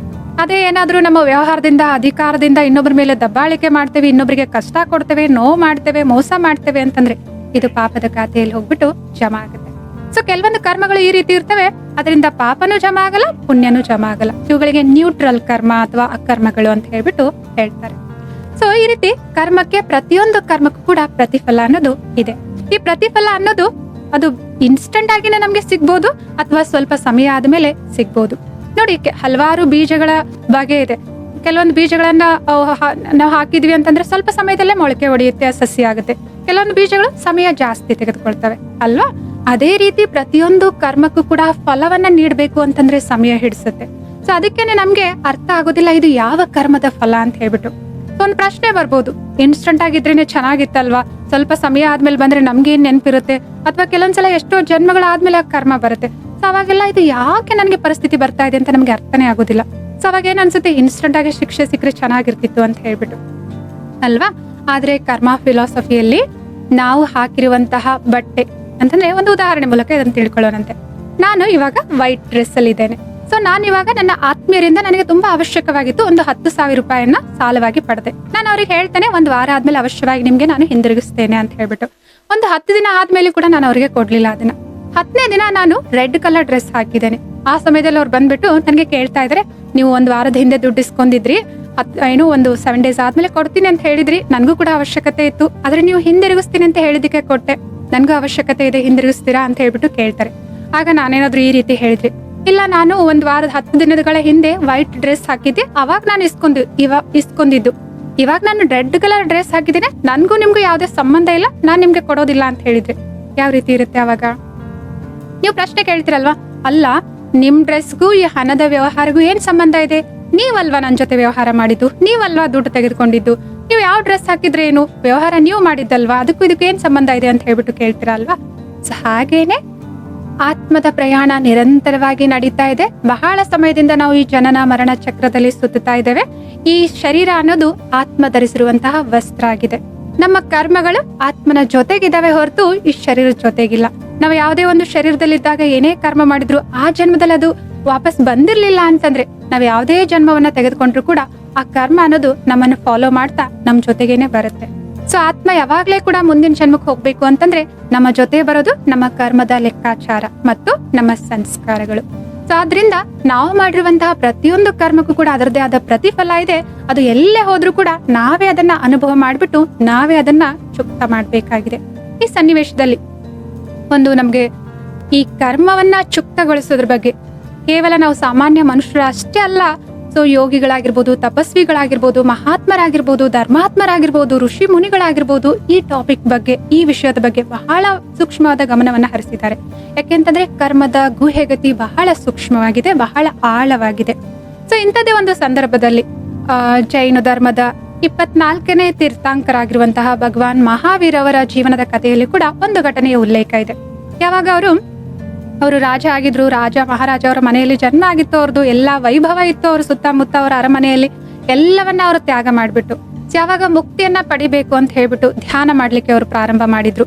ಸೊ ಅಂತ ಸಂದರ್ಭದಲ್ಲಿ ಅವರು ಒಂದು ಹಳ್ಳಿಯ ಹತ್ರ ನಿಂತುಕೊಂಡು ಧ್ಯಾನ ಮಾಡ್ತಾ ಇದ್ರು. ಒಂದ್ಸಲ ಆ ಬಾರಿ ಆ ಹಳ್ಳಿಯಿಂದ ಒಬ್ಬ ವ್ಯಕ್ತಿ ಬರ್ತಾರೆ. ಇವರನ್ನ ನೋಡ್ಬಿಟ್ಟು ಆ ವ್ಯಕ್ತಿಗೆ ಗೊತ್ತಿಲ್ಲ, ಸಾಮಾನ್ಯ ವ್ಯಕ್ತಿ, ಇವ್ರು ಯಾರು, ಏನ್ ಮಾಡ್ತಾ ಇದ್ರಂತ ಅವರಿಗೆ ಅರಿವಿಲ್ಲ. ಬಂದ್ಬಿಟ್ಟು ಏನ್ ಮಾಡ್ತಾರೆ, ಮಹಾನುಭಾವ, ನನ್ನ ಹಸು ಏನಾದ್ರೂ ಈ ಕಡೆ ಹೋಗಿದ್ದು ನೀವು ನೋಡಿದ್ರಾ ಅಂತ ಹೇಳ್ಬಿಟ್ಟು ಕೇಳ್ತಾರೆ. ಆಗ ಮಹಾವೀರ್ ಅವರು ಬಹಳ ಶಾಂತವಾಗಿನೇ ಧ್ಯಾನದಲ್ಲಿ ಮುಂದುವರಿತಾರೆ, ಪ್ರತಿಕ್ರಿಯೆ ನೀಡೋದಿಲ್ಲ. ಆ ವ್ಯಕ್ತಿ ಏನ್ ಮಾಡ್ತಾರೆ, ಈ ಕಡೆ ಕಿವಿ ಹತ್ರ ಬಂದು ಇನ್ನು ಜೋರಾದ ಧ್ವನಿಯಲ್ಲಿ ಗಟ್ಟಿಯಾಗಿ, ಮಹಾನುಭಾವ, ನಾನು ಹೇಳೋದ್ ನಿಮ್ಗೆ ಕೇಳಿಸ್ತಾ ಇದೆಯಾ? ನನ್ನ ಹಸು ಏನಾದ್ರೂ ಈ ಕಡೆ ಹೋಗಿದ್ದು ನೀವು ನೋಡಿದ್ರಾ ಅಂತ ಹೇಳ್ಬಿಟ್ಟು ಕೇಳ್ತಾರೆ. ಆದ್ರೂ ಮಹಾವೀರ್ ಅವರು ಏನು ಪ್ರತಿಕ್ರಿಯೆ ನೀಡ್ತಾ ಇಲ್ಲ. ಆ ವ್ಯಕ್ತಿ ಇನ್ನು ಜೋರಾಗಿ ಗಟ್ಟಿಯಾಗಿ ಎರಡೂ ಕಿವಿಗಳ ಹತ್ರ ಈ ಕಡೆಯಿಂದ ಈ ಕಡೆ ಬರ್ತಾ ಕೇಳ್ತಾನೆ ಇರ್ತಾರೆ. ಈ ರೀತಿ 2-3 ಬಾರಿ ಕೇಳಿದ ನಂತರ ಆ ವ್ಯಕ್ತಿ ತುಂಬಾ ಕೋಪ ಬರುತ್ತೆ. ಕಿವಿಗಳಿದ್ರು, ಕೇಳಿಸ್ತಾ ಇದ್ರು, ಇವ್ರು ನನಗೆ ಏನೋ ಉತ್ತರ ಕೊಡ್ತಾ ಇಲ್ವಲ್ಲ ಅಂತ ಹೇಳ್ಬಿಟ್ಟು ಆ ವ್ಯಕ್ತಿ ಕೋಪ ಬರುತ್ತೆ. ಆ ಕಡೆ ಈ ಕಡೆ ನೋಡ್ತಾರೆ, ಅಲ್ಲೆರಡು ಕಟ್ಟಿಗೆಯ ತುಂಡುಗಳು ಬಿದ್ದಿರ್ತವೆ. ಆ 2 ಕಟ್ಟಿಗೆಯ ತುಂಡುಗಳನ್ನ ಕೋಪಕ್ಕೆ ವಶ ಆಗಿ, ಕೋಪಕ್ಕೆ ಬುದ್ಧಿಯನ್ನ ಕೊಟ್ಬಿಟ್ಟು ಏನ್ ಮಾಡ್ತಾರೆ, ತಗೊಳ್ತಾರೆ, ಒಂದು ಕಲ್ ತಗೊಳ್ತಾರೆ. ಮಹಾವೀರ್ ಅವರ ಒಂದು ಕಿವಿಯಲ್ಲಿ ಒಂದು ಕಟ್ಟಿಗೆ ತುಂಡನ್ನಿಟ್ಬಿಟ್ಟು ಹೊಡಿತಾರೆ, ಈ ಕಡೆನೂ ಒಂದು ಕಟ್ಟಿಗೆ ತುಂಡನ್ನಿಟ್ಟು ಹೊಡಿತಾರೆ. ಯೋಚನೆ ಮಾಡಿ, ಒಬ್ಬ ವ್ಯಕ್ತಿ ನಮ್ಮ ಕಿವಿಯಲ್ಲಿ ಕಟ್ಟಿಗೆ ತುಂಡನಿಟ್ಟು ಕಲ್ಲಿಂದ ಜೋರಾಗಿ ಹೊಡಿತಾ ಇದ್ದಾರೆ ಅಂತಂದ್ರೆ ಎಷ್ಟು ನೋವಾಗುತ್ತೆ ಅದು. ಸೊ ಹಾಗೇನೆ ಮಹಾವೀರ್ ಅವ್ರಿಗೂ ಕೂಡ ಆಯ್ತು. ಆದ್ರೂ ಅವರು ಆ ಸಂದರ್ಭದಲ್ಲಿ ಒಂದ್ ಸ್ವಲ್ಪನೂ ವಿರೋಧ ಮಾಡ್ಲಿಲ್ಲ, ಒಂದ್ ಸ್ವಲ್ಪನೂ ಕೂಗಾಡ್ಲಿಲ್ಲ, ಒಂದ್ ಸ್ವಲ್ಪನೂ ಅಲಗಾಡ್ಲಿಲ್ಲ. ಅವರ ಧ್ಯಾನ ಅವಸ್ಥೆಯಲ್ಲಿ ಅವರು ಮುಂದುವರೆದು ಆ ವ್ಯಕ್ತಿ ಕೋಪದಲ್ಲಿ ಈ ರೀತಿ ಮಾಡ್ಬಿಟ್ಟು ಹೊರಟೋಗ್ಬಿಟ್ರು. ಅವ್ರಿಗೇನು ಸ್ವಲ್ಪನೂ ಪಶ್ಚಾತ್ತಾಪನೇ ಇಲ್ಲ, ನಾನು ಈ ತರ ಮಾಡಿದ್ನೆಲ್ಲ ಮಾಡಬಾರ್ದಾಗಿತ್ತಲ್ಲ, ಇವ್ರು ಯಾರು ಏನು ಅಂತ ಹೇಳ್ಬಿಟ್ಟು ಏನು ಅರ್ಥ ಮಾಡ್ಕೊಳ್ಳಿಲ್ಲ, ಹೊರಟೋಗ್ಬಿಟ್ರು ಅವ್ರ ಮುಂದೆ. ಸೊ ಅಲ್ಲಿ ಹಾಯ್ದು ಹೋಗ್ತಾ ಇರುವಂತಹ ಇನ್ನೊಬ್ಬ ವ್ಯಕ್ತಿ ಇವರನ್ನ ನೋಡ್ತಾರೆ, ಧ್ಯಾನ ಮಾಡ್ತಾ ಇದ್ರೆ, ಆದ್ರೆ ಕಿವಿಯಲ್ಲಿ ಯಾರೋ ಈ ತರ ಕಟ್ಟಿಗೆ ತುಂಡನಿಟ್ಬಿಟ್ಟು ಹೊಡೆದು ಹೋಗಿದಾರಲ್ವಾ ಅಂತ ಹೇಳ್ಬಿಟ್ಟು ಆ ವ್ಯಕ್ತಿಗೆ ಅರ್ಥ ಆಗುತ್ತೆ. ಓಡಿ ಹೋಗಿ ಆ ಹತ್ತಿರದಲ್ಲಿರುವಂತಹ ಊರಿನಿಂದ ವೈದ್ಯರನ್ನ ಕರ್ಕೊಂಡ್ ಬರ್ತಾರೆ. ವೈದ್ಯರು ಕೂಡ ಅದನ್ನ ನೋಡ್ಬಿಟ್ಟು ಬಹಳ ಬೇಸರ ಆಗುತ್ತೆ, ಯಾರಿಂತ ಕೃತ್ಯವನ್ನ ಮಾಡಿರೋದು, ಸ್ವಲ್ಪನ ಅವರಿಗೆ ಮಮತೆ ಅನ್ನೋದೇ ಇಲ್ವಾ ಅಂತ ಹೇಳ್ಬಿಟ್ಟು ಬೇಜಾರಾಗುತ್ತೆ. ಬಹಳ ಪರಿಶ್ರಮ ಪಟ್ಟು ಆ ಕಟ್ಟಿಗೆ ತುಂಡನ 2 ಕಿವಿಗಳಿಂದ ತೆಗಿತಾರೆ. ಆಗ ಮಹಾವೀರವರು ನೋವಿನಿಂದ ಎಷ್ಟು ಜೋರಾಗಿ ಕಿರುಚುತ್ತಾರೆ ಅಂತಂದ್ರೆ ಮುಂದೆ ಇರುವಂತಹ ಬೆಟ್ಟನು ಸೀಳಿ ಹೋಯ್ತು ಅಂತ ಹೇಳ್ಬಿಟ್ಟು ಹೇಳ್ತಾರೆ. ಅಂತಂದ್ರೆ ಅಷ್ಟು ನೋವು ಅವ್ರಿಗೆ ಅವಾಗ್ಲೂ ಕೂಡ ಆಗ್ತಾ ಇತ್ತು, ಆದ್ರೂ ಅಷ್ಟು ಶಾಂತಿಯಿಂದ ಇದ್ರು, ಅವರು ತಾಳ್ಮೆಯಿಂದ ಇದ್ರು. ಯಾಕೆ ಅಂತಂದ್ರೆ ಯಾವಾಗ ಆ ವ್ಯಕ್ತಿ ಇವರ ಕಿವಿಯಲ್ಲಿ ಆ ಕಟ್ಟಿಗೆ ತುಂಡನ ಇಟ್ಬಿಟ್ಟು ಹೊಡಿತಾ ಇದ್ರಲ್ವಾ, ಆಗ ಮಹಾವೀರ್ ಅವರಿಗೆ ಅವರ ಹಿಂದಿನ ಜನ್ಮಗಳ ಸ್ಮೃತಿ ಬರ್ತಾ ಇತ್ತು. ಯಾವುದೋ ಒಂದು ಜನ್ಮದಲ್ಲಿ ಮಹಾವೀರ್ ಅವರು ಮಹಾರಾಜ ಆಗಿದ್ರು. ಈ ವ್ಯಕ್ತಿ ಕಟ್ಟಿಗೆ ತುಂಡನ ಇಟ್ಬಿಟ್ಟು ಏನು ಕಿವಿಯಲ್ಲಿ ಹೊಡೆದಿದ್ರಲ್ಲ, ಈ ವ್ಯಕ್ತಿ ಸೇವಕ ಆಗಿದ್ರು. ಸೊ ಮಹಾರಾಜ ಆಗಿದ್ದಾಗ ಆ ಸೇವಕನಿಗೆ ಒಂದು ಆಜ್ಞೆಯನ್ನ ನೀಡಿದ್ರು. ಸೊ ಅವರು ಮಲಗಿಕೊಳ್ಬೇಕಾದ್ರೆ ಈ ಸಂಗೀತ ವಾದ್ಯಗಳೇನು ನುಡಿಸ್ತಾ ಇದಾರಲ್ವಾ, ನಾನು ನಿದ್ರೆಗೆ ಹೋದ್ಮೇಲೆ ಈ ವಾದ್ಯಗಳನ್ನ ನುಡಿಸೋದನ್ನ ನಿಲ್ಸು ಅಂತ ಹೇಳು ಅಂತ ಹೇಳ್ಬಿಟ್ಟು ಹೇಳಿದ್ರು. ಆ ಸೇವಕನು ಕೂಡ ಆಯ್ತು ಮಹಾರಾಜ ಅಂತ ಹೇಳಿದ್ರು. ಆದ್ರೆ ಅಲ್ಲಿ ಸಂಗೀತ ವಾದ್ಯಗಳು ಎಷ್ಟು ಮಧುರವಾಗಿ ಅವ್ರು ನುಡಿಸ್ತಾ ಇದ್ರು, ಆ ಸೇವಕನು ಕೂಡ ಆ ಸಂಗೀತದ ಮಧುರತೆಗೆ ಮೊರೆ ಹೋಗ್ತಾರೆ, ಮಹಾರಾಜ ಹೇಳಿದ ಮಾತನ್ನ ಮರೆತು ಬಿಡ್ತಾರೆ. ಸೊ ಮಹಾರಾಜ ಮಲಗಿದ್ರು, ಆ ಸಂಗೀತ ವಾದ್ಯಗಳು ಮೊಳಗ್ತಾ ಇದಾವೆ, ಅಂದ್ರೆ ನುಡಿಸ್ತಾ ಇದಾರೆ ಅಲ್ಲಿ ಕುಳಿತುಕೊಂಡು. ಇವರು ಕೂಡ ಗಾಳಿಯನ್ನ ಬೀಸ್ತಾ ಸಂಗೀತವನ್ನ ಆಲಿಸ್ತಾ ಇದಾರೆ. ಮಹಾರಾಜನ್ಗೆ ಎಚ್ಚರ ಆಗ್ಬಿಡುತ್ತೆ, ಕೋಪ ಬರುತ್ತೆ. ಯಾಕಂದ್ರೆ ಇಲ್ಲಿ ಸಂಗೀತ ವಾದ್ಯಗಳು ಇನ್ನೂ ಅವರು ನುಡಿಸ್ತಾ ಇದಾರೆ. ಸೇವಕನಿಗೂ ಹೇಳಿದ್ರು ಕೂಡ ತಮ್ಮ ಆಜ್ಞೆನ ಪಾಲಿಸಲಿಲ್ಲ ಅಂತ ಮಹಾರಾಜನ್ಗೆ ಬಹಳ ಕೋಪ ಬರುತ್ತೆ. ಆಗ ಸೇವಕನಿಗೆ ಹೇಳ್ತಾರೆ, ನಾನು ನಿನ್ಗೆ ಆಜ್ಞೆ ಕೊಟ್ಟಿದ್ನಲ್ವಾ ಈ ವಾದ್ಯಗಳನ್ನ ನಿಲ್ಲಿಸ್ಬೇಕು ಅಂತ ಹೇಳ್ಬಿಟ್ಟು, ಯಾಕೆ ಮಾಡಿಲ್ಲ ನೀವು ಅಂತ ಹೇಳ್ಬಿಟ್ಟು. ಆಗ ಸೇವಕ ಮಹಾರಾಜನನ್ನ ದಯವಿಟ್ಟು ಕ್ಷಮೆ ಮಾಡಿ ಅಂತ ಗೋಗರೆದು ಕೇಳ್ಕೊಳ್ತಾರೆ. ನನ್ನಿಂದ ತಪ್ಪಾಗೋಯ್ತು, ನಾನು ಕೂಡ ಈ ಸಂಗೀತವನ್ನ, ಈ ಮಧುರತೆಗೆ ಮರೆತು ಹೋಗ್ಬಿಟ್ಟೆ, ನಿಮ್ಮ ಮಾತನ್ನ ನನ್ನಿಂದ ತಪ್ಪಾಯ್ತು, ಮುಂದೆ ಯಾವತ್ತೂ ಕೂಡ ಈ ರೀತಿ ನನ್ನಿಂದ ತಪ್ಪಾಗಲ್ಲ, ಕ್ಷಮೆ ಮಾಡಿ ಅಂತ ತುಂಬಾ ಪರಪರಿಯಾಗಿ ಬೇಡ್ಕೊಳ್ತಾರೆ. ಆದ್ರೂ ಕೂಡ ಮಹಾರಾಜ ಕೋಪಕ್ಕೆ ವಶ ಆಗಿ ಮುಂದೆ ನೋಡೋಣ, ಬಟ್ ಇವಾಗ ನಿನಗೆ ಶಿಕ್ಷೆ ಆಗ್ಬೇಕಲ್ವಾ ಅಂತ ಹೇಳ್ಬಿಟ್ಟು, ಸೊ ಕಿವಿ ಇದ್ರೂ ಕೂಡ ಕೇಳಿಸ್ಕೊಳ್ಳಿಲ್ಲ ಅಲ್ವಾ ನೀನು, ಸರಿ ಆಯ್ತು ನಿನ್ ಕಿವಿ ಕೇಳದೆ ಇರೋಗೆ ಮಾಡ್ತೀನಿ ಅಂತ ಅವರಿಗೆ ಶಿಕ್ಷೆಯನ್ನ ನೀಡ್ತಾರೆ. ಆ ಕಿವಿಯಲ್ಲಿ ಕಟ್ಟಿಗೆ ತುಂಡನ್ನ ಇಟ್ಟು ಇವ್ರ ಕಿವಿಯನ್ನ ಮುಚ್ಚಿ ಅಂತ ಹೇಳ್ಬಿಟ್ಟು ಆ ಶಿಕ್ಷೆನ ಕೊಡ್ತಾರೆ. ಸೊ ಮಹಾವೀರ್ ಅವ್ರಿಗೆ ಯಾವಾಗ ಆ ವ್ಯಕ್ತಿಯ ಕಟ್ಟಿಗೆ ತುಂಡನ್ನ ಕಿವಿಯಲ್ಲಿಟ್ಟು ಹೊಡಿಬೇಕಾದ್ರೆ ಮಹಾವೀರ್ ಅವ್ರಿಗೆ ಈ ಹಿಂದಿನ ಜನ್ಮದ ಘಟನೆ ನೆನಪಿಗೆ ಬರ್ತಾ ಇರುತ್ತೆ. ಅದಕ್ಕೆ ಅವ್ರು ಅಷ್ಟು ತಾಳ್ಮೆಯಿಂದ, ಸಹನೆಯಿಂದ ಆ ಕರ್ಮವನ್ನ ಇವತ್ತವರು ಚುಕ್ತ ಮಾಡ್ತಾ ಇದ್ದಾರೆ. ಯಾಕೆಂದ್ರೆ ಅವರು ಮುಕ್ತಿಯನ್ನ ಪಡಿಬೇಕು ಜೀವನದಲ್ಲಿ ಅಂತ ಒಂದು ಸಾಧನೆ ಮಾಡ್ತಾ ಇದ್ದಾರೆ. ನಾವೇನೆಲ್ಲ ಕರ್ಮಗಳನ್ನ ಮಾಡ್ತಾ ಬಂದಿದ್ದೇವೆ, ಯಾವುದೇ ಪ್ರಭಾವದಲ್ಲಿ ಇರ್ಬೋದು, ಅಧಿಕಾರದಲ್ಲಿರ್ಬೋದು, ಅದನ್ನ ನಾವೇ ಇತ್ಯರ್ಥಗೊಳಿಸ್ಬೇಕು ಅಂತ ಹೇಳ್ಬಿಟ್ಟು ಅಂತ ಮಹಾನ್ರು ಕೂಡ, ಧರ್ಮಾತ್ಮರು ಕೂಡ, ಮಹಾತ್ಮರು ಕೂಡ ಇದ್ರ ಕಡೆ ಗಮನ ಕೊಟ್ಟು ಅವರ ಕರ್ಮವನ್ನ ಅವರೇನೆ ಬಹಳ ತಾಳ್ಮೆಯಿಂದ, ಪ್ರೀತಿಯಿಂದ, ಒಂದು ಸುಂದರವಾದ ರೀತಿಯಲ್ಲಿ ಅವುಗಳನ್ನ ಚುಕ್ತಗೊಳಿಸಿದ್ದಾರೆ. ಸೊ ಅದೇ ರೀತಿ ಈ ಕರ್ಮ ಅನ್ನೋದು ಕೇವಲ ಮನುಷ್ಯರಿಗಷ್ಟೇ ಅನ್ವಯ ಆಗೋದಿಲ್ಲ. ಕೆಲವೊಂದು ದಂತಕಥೆಗಳಲ್ಲಿ ಈ ರೀತಿ ಉಲ್ಲೇಖನೂ ಇದೆ. ಸೊ ಒಂದು ಸಲ ಭಕ್ತಿ ಮಾರ್ಗದಲ್ಲಿ ಶಿವ ಮತ್ತು ಶಂಕರ ಇಬ್ರು ಒಂದೇ ಅಂತ ಹೇಳ್ಬಿಟ್ಟು ಅರ್ಥ ಮಾಡಿಕೊಂಡಿದ್ದಾರೆ. ಶಿವನಿಗೆ ಶಂಕರನ ರೂಪ ಶರೀರಧಾರಿಯಾಗಿ ತೋರಿಸ್ತಾರೆ. ಸೊ ಒಂದು ದಂತಕಥೆಯಲ್ಲಿ ಈ ರೀತಿ ಉಲ್ಲೇಖ ಇದೆ. ಶನಿ ದೇವರಿಗೆ ನ್ಯಾಯದ ದೇವರು ಅಂತ ಹೇಳ್ತಾರೆ. ಅವರು ಎಲ್ರಿಗೂ ಕೂಡ ಅವರ ತಕ್ಕ ಕರ್ಮದ ತಕ್ಕ ಪ್ರತಿಫಲವನ್ನ ನೀಡ್ತಾರೆ ಅಂತ ಹೇಳ್ಬಿಟ್ಟು ಹೇಳ್ತಾರೆ. ಒಂದ್ಸಲ ಏನಾಯ್ತು ಅಂತಂದ್ರೆ, ಈ ಶಂಕರ ಅವರು ಮಾಡಿದ ಒಂದು ಕರ್ಮದ ಫಲ ಏನು ಶನಿದೇವರು ಕೊಡ್ಬೇಕಾಗಿರುತ್ತೆ. ಇದು ಶಂಕರ ಅವ್ರಿಗೆ ಗೊತ್ತಾಗುತ್ತೆ. ಓ, ಶನಿದೇವನ ವಕ್ರ ದೃಷ್ಟಿ ನನ್ನ ಮೇಲೆ ಬೀಳುವಂತದ್ದಿದೆ, ಇಷ್ಟು ಸಮಯದಿಂದ ಇಷ್ಟು ಸಮಯ ಅವರು ಬರ್ತಾರೆ ಇಲ್ಲಿಗೆ, ಆದ್ರೆ ನಾನು ಅವ್ರ ಕಣ್ಣಿಗೆ ಕಾಣಿಸ್ಕೊಳ್ಬಾರ್ದು ಅಂತ ಹೇಳ್ಬಿಟ್ಟು ಅವ್ರೇನ್ ಮಾಡ್ತಾರೆ, ಸರಿ ನಾನು ಕೈಲಾಸದಲ್ಲಿ ಇದ್ರೇನೆ ಅಲ್ವಾ, ಅವ್ರ ಕಣ್ಣಿಗೆ ಕಾಣಿಸ್ಕೊಂಡ್ರೇನೆ ಅಲ್ವಾ ಅವ್ರು ನನಗೆ ಸೊ ಈ ಕರ್ಮದ ಪ್ರತಿಫಲ ಕೊಡ್ಲಿಕ್ಕೆ ಸಾಧ್ಯ ಅಂತ ಹೇಳ್ಬಿಟ್ಟು ಯೋಚನೆ ಮಾಡಿ ಏನ್ ಮಾಡ್ತಾರೆ, ಸೊ ಕೈಲಾಸದಿಂದ ಹೊರಟು ಒಂದು ಗುಹೆಯಲ್ಲಿ ಹೋಗ್ತಾರೆ. ಆ ಗುಹೆಯನ್ನ ಒಂದು ದೊಡ್ಡದಾದ ಕಲ್ಲಿನಿಂದ ಮುಚ್ಚುತ್ತಾರೆ. ಎಷ್ಟೋ ವರ್ಷಗಳವರೆಗೆ ಆ ಕತ್ತಲೆ ಇರುವಂತಹ ಗುಹೆಯಲ್ಲೇ ಇರ್ತಾರೆ. ಆ ಕತ್ತಲೆಯಲ್ಲಿರುವಂತಹ ಗುಹೆಯಲ್ಲಿ ಅವರಿಗೆ ಶೆಕೆ ಆಗಿತ್ತ, ಕಷ್ಟ ಆಗುತ್ತೆ ಅಲ್ವಾ. ಅಲ್ಲಿ ಗಾಳಿ ಕೂಡ ಅಷ್ಟೊಂದು ಇರೋದಿಲ್ಲ, ಶುಭ್ರ ಅಂದ್ರೆ ಸ್ವಚ್ಛವಾದ ಗಾಳಿ. ಸೊ ಅಷ್ಟೊಂದು ವರ್ಷಗಳ ಕಳೆದ ನಂತರ ಒಂದು ಸಮಯ ಅಂತಿತ್ತಲ್ವಾ, ಒಂದು ಟೈಮ್ ಪೀರಿಯಡ್ ಅಂತಿತ್ತಲ್ವಾ, ಅದು ಮುಗ್ದು ಹೋದ್ಮೇಲೆ ಶಂಕರ ಅವರು ಆ ಗುಹೆ ಬಾಗಿಲನ್ನ ಓಪನ್ ಮಾಡ್ತಾರೆ. ಆಗ ಶನಿದೇವರು ಮುಂದೆನೆ ನಿಂತ್ಕೊಂಡಿರ್ತಾರೆ. ಆಗ ಶಂಕರ ಅವರು ಹೇಳ್ತಾರೆ, ಸೊ ನೋಡಿದ್ಯಾ ಶನಿದೇವ್, ನಿಮ್ಮ ವಕ್ರ ದೃಷ್ಟಿಯನ್ನ ನನ್ನ ಮೇಲೆ ಬೀಳ್ಲಿಕ್ಕೆ ನಾನು ಬಿಡ್ಲಿಲ್ಲ, ನನ್ನನ್ನು ನಾನು ರಕ್ಷಣೆ ಮಾಡಿಕೊಂಡೆ ಅಂತ ಹೇಳ್ಬಿಟ್ಟು ಹೇಳ್ತಾರೆ. ಆಗ ಶನಿದೇವರವರು ಹೇಳ್ತಾರೆ, ನೀವೆಲ್ಲಿ ನಿಮ್ಮನ್ನು ನೀವು ರಕ್ಷಣೆ ಮಾಡ್ಕೊಳಿಕಾಯ್ತು, ನನ್ನ ಈ ವಕ್ರ ದೃಷ್ಟಿ ಕಾರಣನೇ ನೀವು, ನಿಮ್ಮನ್ನ ಸೃಷ್ಟಿಕರ್ತ, ಈ ಸೃಷ್ಟಿಗೆ ಮಾಲೀಕ ಅಂತ ಹೇಳ್ತಾರೆ. ಅಂತ ಶ್ರೇಷ್ಠ ಪದವಿಯಲ್ಲಿರುವಂತಹ ನೀವು ಕೂಡ ಏನ್ ಮಾಡಿದ್ರಿ, ಒಂದು ಕತ್ತಲೆಯ ಗುಹೆಯಲ್ಲಿ ಇಷ್ಟೊಂದು ವರ್ಷಗಳ ಕಾಲ ಕಷ್ಟವನ್ನ ಅನುಭವ ಮಾಡ್ಬೇಕಾಯ್ತಲ್ವಾ. ಸೊ ನೀವು ಕೂಡ ಇದು ಯಾವುದರ ಪರಿಣಾಮ, ನನ್ನ ವಕ್ರ ದೃಷ್ಟಿಯ ಪರಿಣಾಮನೇ ಅಂತ ಹೇಳ್ಬಿಟ್ಟು ಹೇಳಿದ್ರಂತೆ.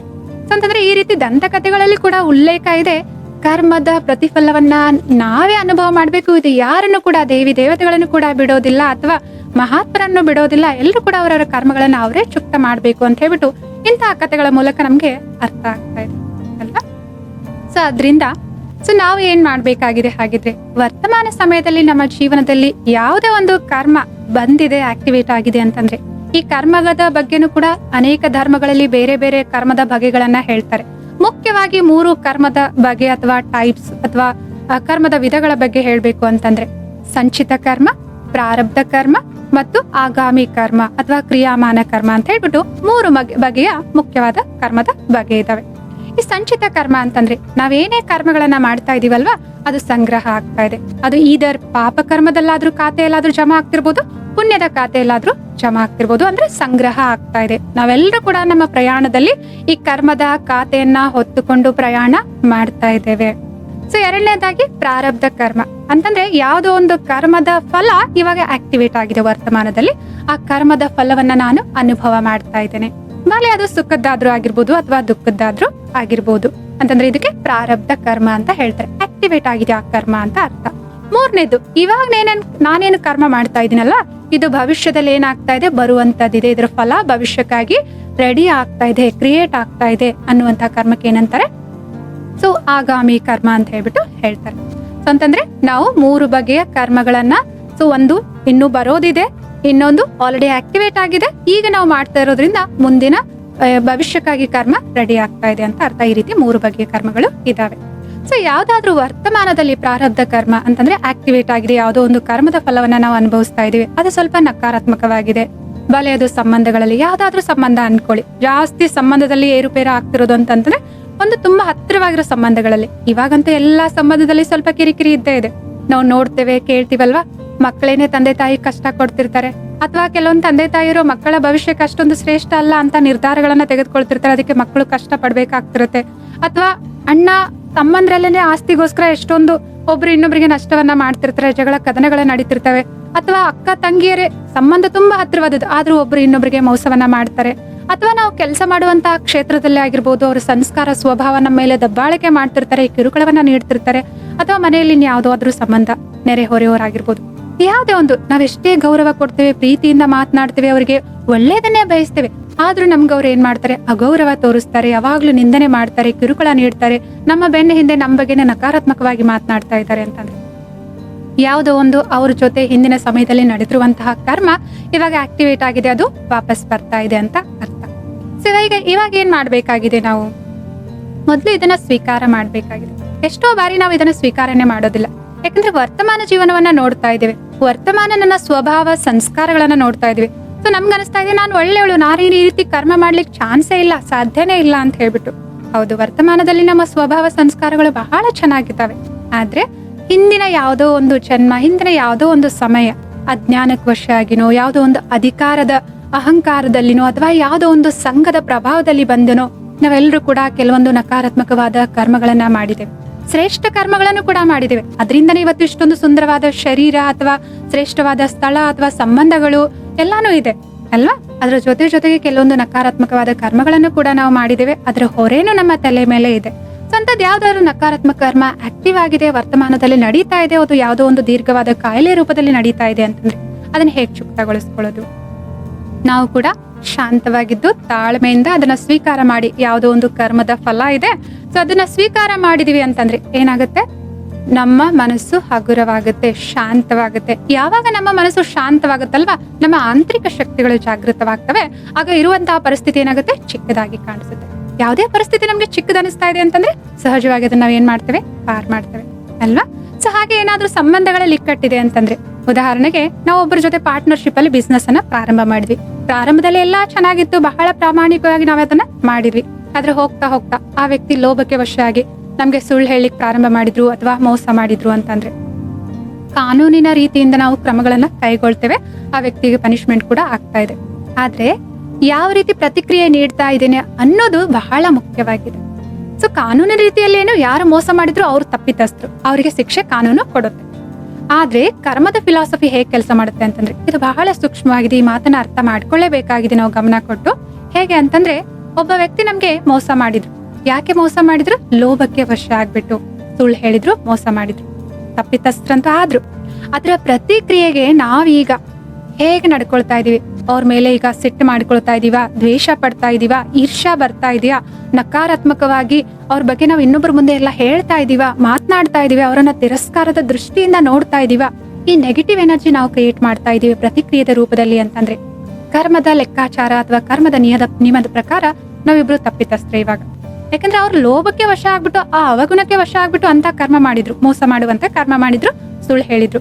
ಆದ್ರೆ ಅದರ ಪ್ರತಿಕ್ರಿಯೆಯಲ್ಲಿ ನಾನು ಕೋಪ ಮಾಡ್ತಾ ಇದ್ದೇನೆ, ಈರ್ಷ್ಯಾ ಪಡ್ತಾ ಇದ್ದೇನೆ, ದ್ವೇಷ ಮಾಡ್ತಾ ಇದ್ದೇನೆ, ತಿರಸ್ಕಾರದ ಭಾವನೆಯಿಂದ ನೋಡ್ತಾ ಇದ್ದೇನೆ, ಇನ್ನೊಬ್ಬರ ಮುಂದೆ ಅವ್ರ ಬಗ್ಗೆ ನಕಾರಾತ್ಮಕವಾಗಿ ಮಾತನಾಡ್ತಾ ಇದ್ದೇನೆ. ನಾನು ಕೂಡ ಇಲ್ಲಿ ಅವಗುಣಗಳಿಗೆ ವಶ ಆಗ್ಬಿಟ್ಟು ನೆಗೆಟಿವ್ ಕರ್ಮವನ್ನೇ ಮಾಡ್ತಾ ಇದ್ದೇನೆ. ಸೊ ಇವಾಗ ನಾವ್ ಇಬ್ರು ತಪ್ಪಿತಸ್ಥರೇ ಇಲ್ಲಿ ಅಲ್ವಾ. ನಾನು ಅವ್ರ ಬಗ್ಗೆ ನೆಗೆಟಿವ್ ಎನರ್ಜಿಯನ್ನ ಕಳಿಸ್ತೇನೆ, ಇದರಿಂದ ಏನಾಗುತ್ತೆ, ಅವ್ರು ಇನ್ನೂ ನನ್ನ ಬಗ್ಗೆನೂ ಕೂಡ ನೆಗೆಟಿವ್ ಆಗಿ ಯೋಚನೆ ಮಾಡ್ಲಿಕ್ಕೆ ಶುರು ಮಾಡ್ತಾರೆ. ಇದರಿಂದ ನನಗೂ ಕೂಡ ಅವರಿಂದ ಇನ್ನೂ ನೆಗೆಟಿವ್ ಆಗಿರೋ ಎನರ್ಜಿ ಸಿಗುತ್ತೆ. ಇದರಿಂದ ನನಗೆ ಇನ್ನೂ ನೆಗೆಟಿವಿಟಿ ಜಾಸ್ತಿ ಆಗುತ್ತೆ, ನಾನು ಇನ್ನೂ ನೆಗೆಟಿವ್ ಆಗಿರುವಂತ ಎನರ್ಜಿನ ಅವ್ರಿಗೆ ಕಳಿಸ್ತೀನಿ. ಈ ರೀತಿ ನಕಾರಾತ್ಮಕ ಎನರ್ಜಿ ಎಕ್ಸ್ಚೇಂಜ್ ಆಗ್ತಿರೋ ಕಾರಣ ನಮ್ಮಿಬ್ಬರ ಮಧ್ಯೆ ಇನ್ನೂ ಆ ನಕಾರಾತ್ಮಕವಾದ ಕಾರ್ಮಿಕ ಕೊಂಡು ಸ್ಟ್ರಾಂಗ್ ಆಗ್ತಾ ಹೋಗುತ್ತೆ, ಗಟ್ಟಿ ಆಗ್ತಾ ಹೋಗುತ್ತೆ. ಇವಾಗಾದ್ರೆ ಪಾರ್ಟ್ನರ್ಶಿಪ್ ದಲ್ಲಿ ಒಂದು ದೂರದ ಸಂಬಂಧದಲ್ಲಿ ನಾವು ಭೇಟಿಯಾಗಿದ್ವಿ, ಆದ್ರೆ ನಾವು ಈ ರೀತಿ ನಕಾರಾತ್ಮಕವಾದ ಎನರ್ಜಿಯನ್ನ ಕರ್ಮವನ್ನ ಮುಂದುವರಿಸ್ತಾ ಏನಾಗುತ್ತೆ, ಮುಂದೆ ಯಾವುದೋ ಒಂದು ಸಮಯದಲ್ಲಿ ಇಬ್ರು ಬಹಳ ಹತ್ತಿರದ ಸಂಬಂಧದಲ್ಲಿ ನಾವು ಬರ್ಬೇಕಾಗುತ್ತೆ ಆ ನಕಾರಾತ್ಮಕವಾದ ಕಾರ್ಮಿಕ ಕುಂಟನ ಚುಕ್ತ ಮಾಡೋದಕ್ಕಾಗಿ. ವಿಚಾರ ಮಾಡಿ ಎಷ್ಟು ಕಠಿಣವಾಗಿರುತ್ತೆ ಆ ಪರಿಸ್ಥಿತಿಗಳು ಅಂತ ಹೇಳ್ಬಿಟ್ಟು. ಒಂದು ಬ್ಯಾಂಕ್ ಅಲ್ಲಿ ನಾವು ಸಾಲ ತೆಗೆದುಕೊಂಡಿದೀವಿ ಅಂತಂದ್ರೆ, ಸೊ ಅದನ್ನ ನಾವು ಸರಿಯಾದ ಸಮಯದಲ್ಲಿ EMI ಕಟ್ತಾ ಹೋಗ್ಲಿಲ್ಲ, ಬಿಟ್ವಿ ಅಂತಂದ್ರೆ ಇಂಟ್ರೆಸ್ಟ್ ಬೆಳೀತಾ ಹೋಗುತ್ತೆ, ಇನ್ನೊಂದು ಫೈನ್ ಕೂಡ ಬೀಳ್ತಾ ಹೋಗುತ್ತೆ. ಈ ರೀತಿ ಇಕ್ಕಟ್ಟೆ ಆಗ್ತಾ ಜಾಸ್ತಿ ಹಣ ವಾಪಸ್ ಕೊಡ್ಬೇಕಾಗುತ್ತೆ ನಾವು. ಹಾಗೇನೆ ಸಮಯದ ಅನುಸಾರ ಆಕ್ಟಿವೇಟ್ ಆಗ್ತಾ ಇರುವಂತಹ ಈ ಕರ್ಮಗಳನ್ನ ನಾವು ಸ್ವೀಕಾರ ಮಾಡಿ ಅದನ್ನ ಆ ಸಮಯದಲ್ಲಿ ಸರಿಯಾದ ರೀತಿಯಲ್ಲಿ ನಿಭಾಯಿಸ್ಲಿಲ್ಲ, ಇತ್ಯರ್ಥಗೊಳಿಸ್ಲಿಲ್ಲ, ಚುಕ್ತಗೊಳಿಸ್ಲಿಲ್ಲ ಅಂತಂದ್ರೆ ಈ ತರ ನೆಗೆಟಿವ್ ಎನರ್ಜಿಯನ್ನ ನಾವು ಇನ್ನೂ ಕಂಟಿನ್ಯೂ ಮಾಡ್ತಾ ಇದ್ವಿ ಅಂತಂದ್ರೆ ಅದು ಇನ್ನೂ ಸ್ಟ್ರಾಂಗ್ ಆಗ್ತಾ ಹೋಗುತ್ತೆ. ಇನ್ನೂ ಅತ್ಯಂತ ಕಠಿಣವಾಗಿರುವಂತಹ ಪರಿಸ್ಥಿತಿಗಳ ರೂಪದಲ್ಲಿ ಅವು ಬಂದು ನಮ್ಮ ಹತ್ರ ಮತ್ತೆ ನಿಂತ್ಕೊಳ್ತವೆ. ಅದಕ್ಕೆ ನೋಡಿ, ವರ್ತಮಾನದಲ್ಲಿ ಎಂತ ಕಠಿಣವಾಗಿರುವಂತಹ ಪರಿಸ್ಥಿತಿಗಳನ್ನ ನಾವು ನೋಡ್ತೇವೆ. ಸೊ ಎಷ್ಟೊಂದು ವಿಚಿತ್ರವಾದ ಸಮಸ್ಯೆಗಳನ್ನ ನಾವು ನೋಡ್ತೇವೆ, ಅಥವಾ ಏನು ಹಣಕಾಸಿನ ನಷ್ಟವನ್ನ ನೋಡ್ತೇವೆ. ಎಷ್ಟು ಪರಿಶ್ರಮ ಪಟ್ಟರು ಕೂಡ ಕೈಯೇ ಹಿಡಿಯೋದಿಲ್ಲ ಸಕ್ಸಸ್ ಅನ್ನೋದು. ಕಾಯಿಲೆಗಳನ್ನು ಕೂಡ ನೋಡ್ತೇವೆ, ಒಂದಾದ್ಮೇಲೆ ಒಂದು ಹೊಸ ಕಾಯಿಲೆಗಳು ಹುಟ್ಟಿಕೊಳ್ತಾ ಇದ್ದಾವೆ, ಅಥವಾ ಎಷ್ಟೊಂದು ಕಾಂಪ್ಲೆಕ್ಸ್ ಆಗಿರ್ತವೆ ಅವುಗಳೆಲ್ಲ. ಸೊ ಇದೆಲ್ಲ ಯಾಕೆ ಅಂತಂದ್ರೆ ಎಷ್ಟು ನಮ್ಮ ನಕಾರಾತ್ಮಕವಾದ ಕಾರ್ಮಿಕ ಅಕೌಂಟ್ ಸ್ಟ್ರಾಂಗ್ ಆಗ್ತಾ ಹೋಗುತ್ತೆ, ಅಷ್ಟೇ ಕಠಿಣವಾದ ಪರಿಸ್ಥಿತಿಗಳು ಬರ್ಬೇಕಾಗತ್ತೆ. ಸೊ ಅದಕ್ಕೋಸ್ಕರ ಇದು ಬಹಳ ಮಹತ್ವಪೂರ್ಣವಾಗಿದೆ. ಕರ್ಮದ ಗುಹೆಗತಿ ಹೇಗ್ ಕೆಲಸ ಮಾಡುತ್ತೆ ಅಂತ ತಿಳಿದುಕೊಂಡು ನಮ್ಮ ಕರ್ಮಗಳನ್ನ ನಾವು ಹೇಗೆ ಇತ್ಯರ್ಥಗೊಳಿಸ್ಬೇಕು, ಚುಕ್ತಗೊಳಿಸ್ಬೇಕು ಅನ್ನೋದು. ಸೊ ಹಾಗಿದ್ರೆ ಇಲ್ಲಿ ಯಾವ ರೀತಿ ಈ ಕರ್ಮವನ್ನ ಚುಕ್ತ ಮಾಡ್ಬೇಕಾಗಿತ್ತು? ಅವರು ಮೋಸ ಮಾಡಿದ್ರು, ಕಾನೂನಿನ ರೀತಿಯಿಂದ ನಾವು ಕ್ರಮಗಳನ್ನ ಕೈಗೆ ಅಂದ್ರೆ ಕ್ರಮಗಳನ್ನ ಕೈಗೊಂಡಿದ್ವಿ, ಅವರಿಗೆ ಶಿಕ್ಷೆ ಆಯ್ತು. ಈ ರೀತಿ ಮಾಡಿದ್ರೆ ಕರ್ಮ ಅಲ್ಲಿಗೆ ಚುಕ್ತ ಆಗಿ ಹೋಗ್ತಾ ಇತ್ತು. ಆದ್ರೆ ನಾವೇನ್ ಮಾಡಿದ್ವಿ? ದ್ವೇಷ ಮಾಡಿದ್ವಿ, ಕೋಪ ಮಾಡ್ಕೊಂಡ್ವಿ, ಈರ್ಷಾ ಮಾಡಿದ್ವಿ, ನಕಾರಾತ್ಮಕವಾಗಿ ಅವ್ರ ಬಗ್ಗೆ ಮಾತಾಡಿದ್ವಿ, ತಿರಸ್ಕಾರ ಮಾಡಿದ್ವಿ ಅಲ್ವಾ? ಈ ನೆಗೆಟಿವ್ ಎನರ್ಜಿಯಿಂದ ಏನಾಯ್ತು? ಅವ್ರಿಗೂ ಅದೇ ರೀತಿಯ ನೆಗೆಟಿವ್ ಎನರ್ಜಿ ತಲುಪ್ಬಿಟ್ಟು ಅವರು ಅದೇ ರೀತಿ ನಮ್ಮ ಬಗ್ಗೆ ಯೋಚನೆ ಮಾಡ್ಲಿಕ್ಕೆ ಪ್ರಾರಂಭ ಮಾಡಿದ್ರು. ಇದು ಹೀಗೆ ಕಂಟಿನ್ಯೂ ಆಗ್ತಾ ಇನ್ನೊಂದು ಮುಂದೆ ಯಾವುದೋ ಒಂದು ಜನ್ಮದಲ್ಲಿ ಇನ್ನೂ ಹತ್ತಿರದ ಸಂಬಂಧದಲ್ಲಿ, ಪತಿ ಪತ್ನಿಯ ರೂಪದಲ್ಲಿನೋ, ಅಕ್ಕ ತಂಗಿಯ ರೂಪದಲ್ಲಿನೋ, ಅಥವಾ ಅಣ್ಣ ತಮ್ಮನ ರೂಪದಲ್ಲಿನೋ, ಅಥವಾ ಮಕ್ಕಳ ರೂಪದಲ್ಲಿ ಇನ್ ಯಾವ್ದೋ ಹತ್ತಿರದ ಸಂಬಂಧದಲ್ಲಿ ಬಂದು ಮತ್ತೆ ಅದೇ ನೆಗೆಟಿವ್ ಎನರ್ಜಿಯನ್ನ ನಾವೇನ್ ಮಾಡ್ಬೇಕಾಗುತ್ತೆ? ಕಂಟಿನ್ಯೂ ಮಾಡ್ತಾ ಇರ್ಬೇಕಾಗುತ್ತೆ. ಸೊ ಅದಕ್ಕೋಸ್ಕರ ಯಾವುದೇ ಸಮಸ್ಯೆ ಇದೆ ಅಂತಂದ್ರೆ ಏನ್ ಮಾಡ್ಬೇಕಾಗಿದೆ? ನಮ್ಮ ಕರ್ಮದ ಇದು ಪ್ರತಿಫಲ ಯಾವುದೋ ಒಂದು ಬಂದಿದೆ ಅಂತ ಸ್ವೀಕಾರ ಮಾಡ್ಬೇಕಾಗಿದೆ. ಸೊ ನಮ್ಗೆ ಇಷ್ಟ ಆಗಲ್ಲ, ಇದು ಸಾಧ್ಯನೇ ಇಲ್ಲ, ಒಪ್ಕೊಳಿಕ್ ಇಷ್ಟನೇ ಇಲ್ಲ ಅಂತಂದ್ರು ಕರ್ಮದ ನಿಯಮ ಅದೇ ಹೇಳುತ್ತೆ. ಸತ್ಯ ಯಾವತ್ತಿದ್ರು ಕೂಡ ಸತ್ಯನೇ. ಅದು ಹಿಂದೆನೂ ಸತ್ಯ ಆಗಿತ್ತು, ಇವತ್ತು ಸತ್ಯ ಆಗಿತ್ತು, ಮುಂದೆ ಎಷ್ಟು ವರ್ಷ ಮಾಡಿ ನೋಡಿದ್ರು ಕೂಡ ಸತ್ಯವಾಗಿರುತ್ತೆ. ಬದಲಾವಣೆ ಆಗೋದಿಲ್ಲ. ಸರಿ, ಇಷ್ಟೊಂದು ಜನ ವಿರೋಧ ಮಾಡ್ತಾ ಇದ್ರಲ್ಲ, ನಾನು ಬದಲಾವಣೆ ಆಗ್ಬೇಕು ಅಂತ ಹೇಳ್ಬಿಟ್ಟು ಕರ್ಮದ ಗುಹೆಗತಿ ಏನು ನಿಯಮ ಇದೆ ಅಲ್ವಾ, ಅದು ಬದಲಾವಣೆ ಆಗೋದಿಲ್ಲ. ನಾವು ಒಳ್ಳೆಯವರಾಗಿದ್ದೇವೆ, ಶ್ರೇಷ್ಠರಾಗಿದ್ದೇವೆ, ಆದ್ರೆ ಹಿಂದಿನ ಜನ್ಮಗಳ ಕಥೆ ನಮ್ಗೆ ಗೊತ್ತಿಲ್ಲ. ಸೊ ಆದ್ರಿಂದ ಯಾವುದೇ ನಮ್ಗೆ ಇವತ್ತು ಪರಿಸ್ಥಿತಿ ರೂಪಗಳಲ್ಲಿ, ಸನ್ನಿವೇಶಗಳ ರೂಪದಲ್ಲಿ ಬರ್ತಾ ಇದೆ ಅಂತಂದ್ರೆ ಯಾವುದೋ ಒಂದು ಕರ್ಮದ ಫಲ ಇವತ್ತು ನಮ್ಗೆ ಬರ್ತಾ ಇದೆ. ಅದು ವ್ಯಕ್ತಿಗಳ ರೂಪದಲ್ಲಿ, ಪರಿಸ್ಥಿತಿಗಳ ರೂಪದಲ್ಲಿ ಬರ್ತಾ ಇರ್ಬೋದು. ಅದನ್ನ ನಾವು ಸ್ವೀಕಾರ ಮಾಡ್ಬೇಕಾಗಿದೆ. ಇವಾಗ ನಾನು ಏನು ಪ್ರತಿಕ್ರಿಯೆ ನೀಡ್ತಾ ಇದ್ದೇನೆ ಅನ್ನೋದು ಬಹಳ ಇಂಪಾರ್ಟೆಂಟ್ ಆಗಿದೆ, ಮಹತ್ವಪೂರ್ಣ ಆಗಿದೆ. ಸೊ ಯಾಕಂತಂದ್ರೆ 2 ಲೆಕ್ಕಾಚಾರ ಇಲ್ಲಿ ಕೆಲಸ ಆಗ್ತವೆ ನಮ್ಮ ಪ್ರತಿಕ್ರಿಯೆಯಿಂದ. ಒಂದು, ಹಿಂದಿನ ಲೆಕ್ಕಾಚಾರ ಇತ್ಯರ್ಥ ಆಗ್ತಾ ಇರುತ್ತೆ, ಚುಕ್ತ ಆಗ್ತಿರುತ್ತೆ. 2ನೇದು ಭವಿಷ್ಯದ ಭಾಗ್ಯ ನಿರ್ಮಾಣ ಆಗ್ತಿರುತ್ತೆ. ನಾನು ಯಾರಿಗೋ ಯಾವಾಗ್ಲೂ ನಿಂದನೆ ಮಾಡಿದ್ದೆ, ಅಪಮಾನ ಮಾಡಿದ್ದೆ. ಇವತ್ತವರು ನನಗೆ 10 ಜನರ ಮುಂದೆ ನಿಂದನೆ ಮಾಡಿದ್ರು, ಅಪಮಾನ ಮಾಡಿದ್ರು. ಸೊ ನನ್ಗೆ ಇವಾಗ ಕೋಪ ಬರ್ತಾ ಇದೆ, ಇವ್ರು ಯಾಕೆ ನನ್ಗೆ ಹಿಂಗ್ ಮಾಡಿದ್ರು ಅಂತ ಹೇಳ್ಬಿಟ್ಟು. ಕೋಪ ಬಂದ್ಬಿಟ್ಟು ಅದೇ ಕೋಪದಲ್ಲಿ ನಾನು ಇನ್ನೂ ಜೋರಾಗಿ ಅವ್ರಿಗೆ ನಿಂದನೆ ಮಾಡ್ತಾ ಇದ್ದೀನಿ, ಇನ್ನೂ ಅವ್ರಿಗೆ ಅಪಮಾನಗೊಳಿಸ್ತಾ ಇದ್ದೀನಿ ಅಂತಂದ್ರೆ ಇನ್ನೊಂದು ನೆಗೆಟಿವ್ ಅಕೌಂಟ್ ನಾನು ಮಾಡಿದೆ ಅಲ್ವಾ? ಇದು ಮತ್ತೆ ಹಂಗೆ ಅವ್ರ ಕಡೆಯಿಂದ ವಾಪಸ್ ಬರುತ್ತೆ. ಸೊ ಇವಾಗ ನಾನು ತಾಳ್ಮೆಯಿಂದ ಇರ್ಬೇಕಾಗಿದೆ, ಸ್ವೀಕಾರ ಮಾಡ್ಬೇಕಾಗಿದೆ. ಯಾವುದೋ ಒಂದು ಕರ್ಮ ಇತ್ಯರ್ಥ ಆಯ್ತು, ಪರವಾಗಿಲ್ಲ ಅನ್ಕೊಂಡ್ಬಿಟ್ಟು ತಾಳ್ಮೆಯಿಂದ, ಸಹನೆಯಿಂದ ಇದ್ಬಿಟ್ಟು ನಾನು ಸಕಾರಾತ್ಮಕವಾಗಿನೇ ಅವ್ರ ಬಗ್ಗೆ ಯೋಚನೆ ಮಾಡಿದೆ ಅಂತಂದ್ರೆ ಏನಾಗುತ್ತೆ? ನಾನು ಇಲ್ಲಿ ಕರ್ಮವನ್ನ ಚುಕ್ತಗೊಳಿಸ್ತಾ ಇದ್ದೀನಿ ಅಂತ ಅರ್ಥ. ಹಾಗಿದ್ರೆ ಇನ್ನೊಬ್ರ ಮೇಲೆ ದಬ್ಬಾಳಿಕೆ ಮಾಡಿದ್ರೆ, ಬೈದ್ರೆ, ಹೊಡಿತಾ ಇದ್ರೆ, ಅಥವಾ ದೌರ್ಜನ್ಯ ಮಾಡ್ತಾ ಇದ್ರೆ ಇದೆಲ್ಲ ಕರ್ಮದ ಲೆಕ್ಕಾಚಾರ ಅಂತ ನಾನು ಹಾಗೆ ಸಹನೆ ಮಾಡ್ತಾ ಇರ್ಬೇಕಾ? ಅದನ್ನ ಹೇಳ್ತಾ ಇಲ್ಲ ನಮ್ಗೆ ಆಧ್ಯಾತ್ಮಿಕ ಜ್ಞಾನ. ನಮ್ಗೆ ಏನ್ ಹೇಳ್ತಾ ಇದೆ ಅಂತಂದ್ರೆ, ನಿಮ್ಮ ಆತ್ಮ ರಕ್ಷಣೆಗಾಗಿ ನೀವ್ ಏನ್ ಮಾಡ್ಬೇಕಾಗಿದೆ ಅವಶ್ಯವಾಗಿ ಮಾಡಿ, ಕಾನೂನಿನ ಪ್ರಕಾರ ಏನ್ ಕ್ರಮಗಳನ್ನ ಕೈಗೊಳ್ಬೇಕಾಗಿದೆ ಅವಶ್ಯವಾಗಿ ತೆಗೆದುಕೊಳ್ಳಿ.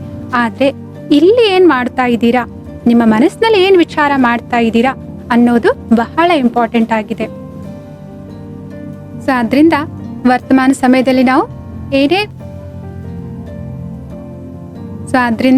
ಪ್ರತಿಯೊಂದು ಕರ್ಮಕ್ಕೆ ಅದರದೇ ಆದ ಪ್ರತಿಫಲ ಇದೆ. ಅದ್ರ ಬಗ್ಗೆ ನಾವು ತಿಳಿದುಕೊಳ್ಳೋಣ. ಯಾವುದೇ ಕರ್ಮ ನಮ್ಮಲ್ಲಿ ಆಕ್ಟಿವೇಟ್ ಆಗಿ ಬಂದಿದೆ ಮುಂದೆ ಪರಿಸ್ಥಿತಿಗಳ ರೂಪದಲ್ಲಿ ಅಂತಂದ್ರೆ ಮೊದಲು ಅದನ್ನ ಸ್ವೀಕಾರ ಮಾಡೋಣ. ಸೊ ನಾವು ಯಾವಾಗ ಸ್ವೀಕಾರ ಮಾಡ್ತೀವಲ್ಲ ಅದು ಬಹಳ ಚಿಕ್ಕದಾಗುತ್ತೆ, ಹಗುರವಾಗುತ್ತೆ, ಮತ್ತು ನಮ್ಮ ಆಂತರಿಕ ಶಕ್ತಿಗಳು ಜಾಗೃತ ಆಗ್ತವೆ. ಸೊ ಅದರಿಂದ ಇದನ್ನ ಅರ್ಥ ಮಾಡ್ಕೊಂಡು ಇವಾಗ ಏನ್ ಮಾಡ್ಬೇಕಾಗಿದೆ, ನಾನು ಈ ಕರ್ಮವನ್ನ ಚುಕ್ತ ಮಾಡ್ಬೇಕು ಅಂತಂದ್ರೆ ಏನ್ ಮಾಡ್ಬೇಕು? ಎಷ್ಟೋ ಜನರು ಹೇಳ್ತಿರ್ತಾರೆ, ನನ್ಗೆ ಜೀವನದಲ್ಲಿ ಇವ್ರನ್ನ ಯಾವತ್ತೂ ಕೂಡ ಮತ್ತೆ ಭೇಟಿ ಆಗ್ಬಾರ್ದು, ಎಲ್ಲಾ ಚೆನ್ನಾಗಿತ್ತು, ಈ ವ್ಯಕ್ತಿ ಬಂದಾಗಿನಿಂದ ನಮ್ ಜೀವನದಲ್ಲಿ ಯೂ ಟರ್ನ್ ಆಯ್ತು, ಅಥವಾ ಅನೇಕ ಪರಿಸ್ಥಿತಿಗಳು ಬರ್ಲಿಕ್ಕೆ ಶುರುವಾದ್ವು, ಎಲ್ಲಾ ಚೆನ್ನಾಗಿತ್ತು ನಮ್ ಜೀವನದಲ್ಲಿ, ಈ ಕೆಲಸ ಮಾಡ್ಲಿಕ್ಕೆ ಪ್ರಾರಂಭ ಮಾಡಿದಾಗಿನಿಂದ ಈ ರೀತಿ ಸ್ಟಾರ್ಟ್ ಆಯ್ತು, ಎಲ್ಲಾ ಚೆನ್ನಾಗಿತ್ತು ನಮ್ ಜೀವನದಲ್ಲಿ, ಇವರ ವ್ಯವಹಾರದಿಂದ, ಈ ಪರಿಸ್ಥಿತಿಯಿಂದ ಹಿಂಗಾಯ್ತು ಅಂತ ಎಷ್ಟೋ ಜನರ ಬಗ್ಗೆ ನಾವು ಕಂಪ್ಲೇಂಟ್ಸ್ ಕೇಳ್ತೀವಿ ಅಲ್ವಾ? ಅದೆಲ್ಲ ಬರ್ಲೇಬೇಕಾಗಿತ್ತು, ಬಂದೇ ಬರ್ತಿತ್ತು, ಇವತ್ತೆಲ್ಲ ನಾಳೆ ಬರ್ಲೇಬೇಕಾಗಿತ್ತು, ಬಂದಾಯ್ತಲ್ವಾ? ಸೊ ಇವಾಗ ಏನಾಗಿದೆ, ನಾವು ಚುಕ್ತಗೊಳಿಸ್ಬೇಕಾಗಿದೆ. ಹೇಗ್ ಚುಕ್ತಗೊಳಿಸ್ಬೇಕು? ಮೊದಲನೇ ಹೆಜ್ಜೆ, ನಾವಿಲ್ಲಿ ನೆಗೆಟಿವ್ ಆಗಿ ವಿಚಾರ ಮಾಡಬಾರ್ದು. ಸೊ 2ನೇದಾಗಿ ಸಕಾರಾತ್ಮಕವಾಗಿ ಯೋಚನೆ ಮಾಡ್ಬೇಕಾಗಿದೆ, ಪಾಸಿಟಿವ್ ಆಗಿ ಯೋಚನೆ ಮಾಡ್ಬೇಕಾಗಿದೆ, ಶಾಂತತೆಯಿಂದ, ತಾಳ್ಮೆಯಿಂದ ಅದಕ್ಕೆ ಪ್ರತಿಕ್ರಿಯೆಯನ್ನ ನೀಡಬೇಕಾಗಿದೆ. ಸೊ ಹಾಗಿದ್ರೆ ಏನ್ ಮಾಡ್ಬೇಕಾಗಿದೆ? ಸ್ವೀಕಾರ ಮಾಡೋದು ಮೊದಲನೇ ಸ್ಟೆಪ್. 2ನೇ ಸ್ಟೆಪ್ ನಮ್ಮಲ್ಲಿ ಶಾಂತಿ ಮತ್ತು ಸಹನೆಯನ್ನ, ತಾಳ್ಮೆಯನ್ನ ಜಾಗೃತ ಮಾಡ್ಕೊಳ್ಬೇಕಾಗಿದೆ. ಇದಕ್ಕೋಸ್ಕರ ನಮ್ಗೆ ಸ್ಪಷ್ಟವಾದ ಜ್ಞಾನ ಬೇಕಾಗಿದೆ. ಆಧ್ಯಾತ್ಮಿಕ ಜ್ಞಾನ ನಮ್ಗೆ ಇದಕ್ಕೆ ಸಹಾಯ ಮಾಡುತ್ತೆ.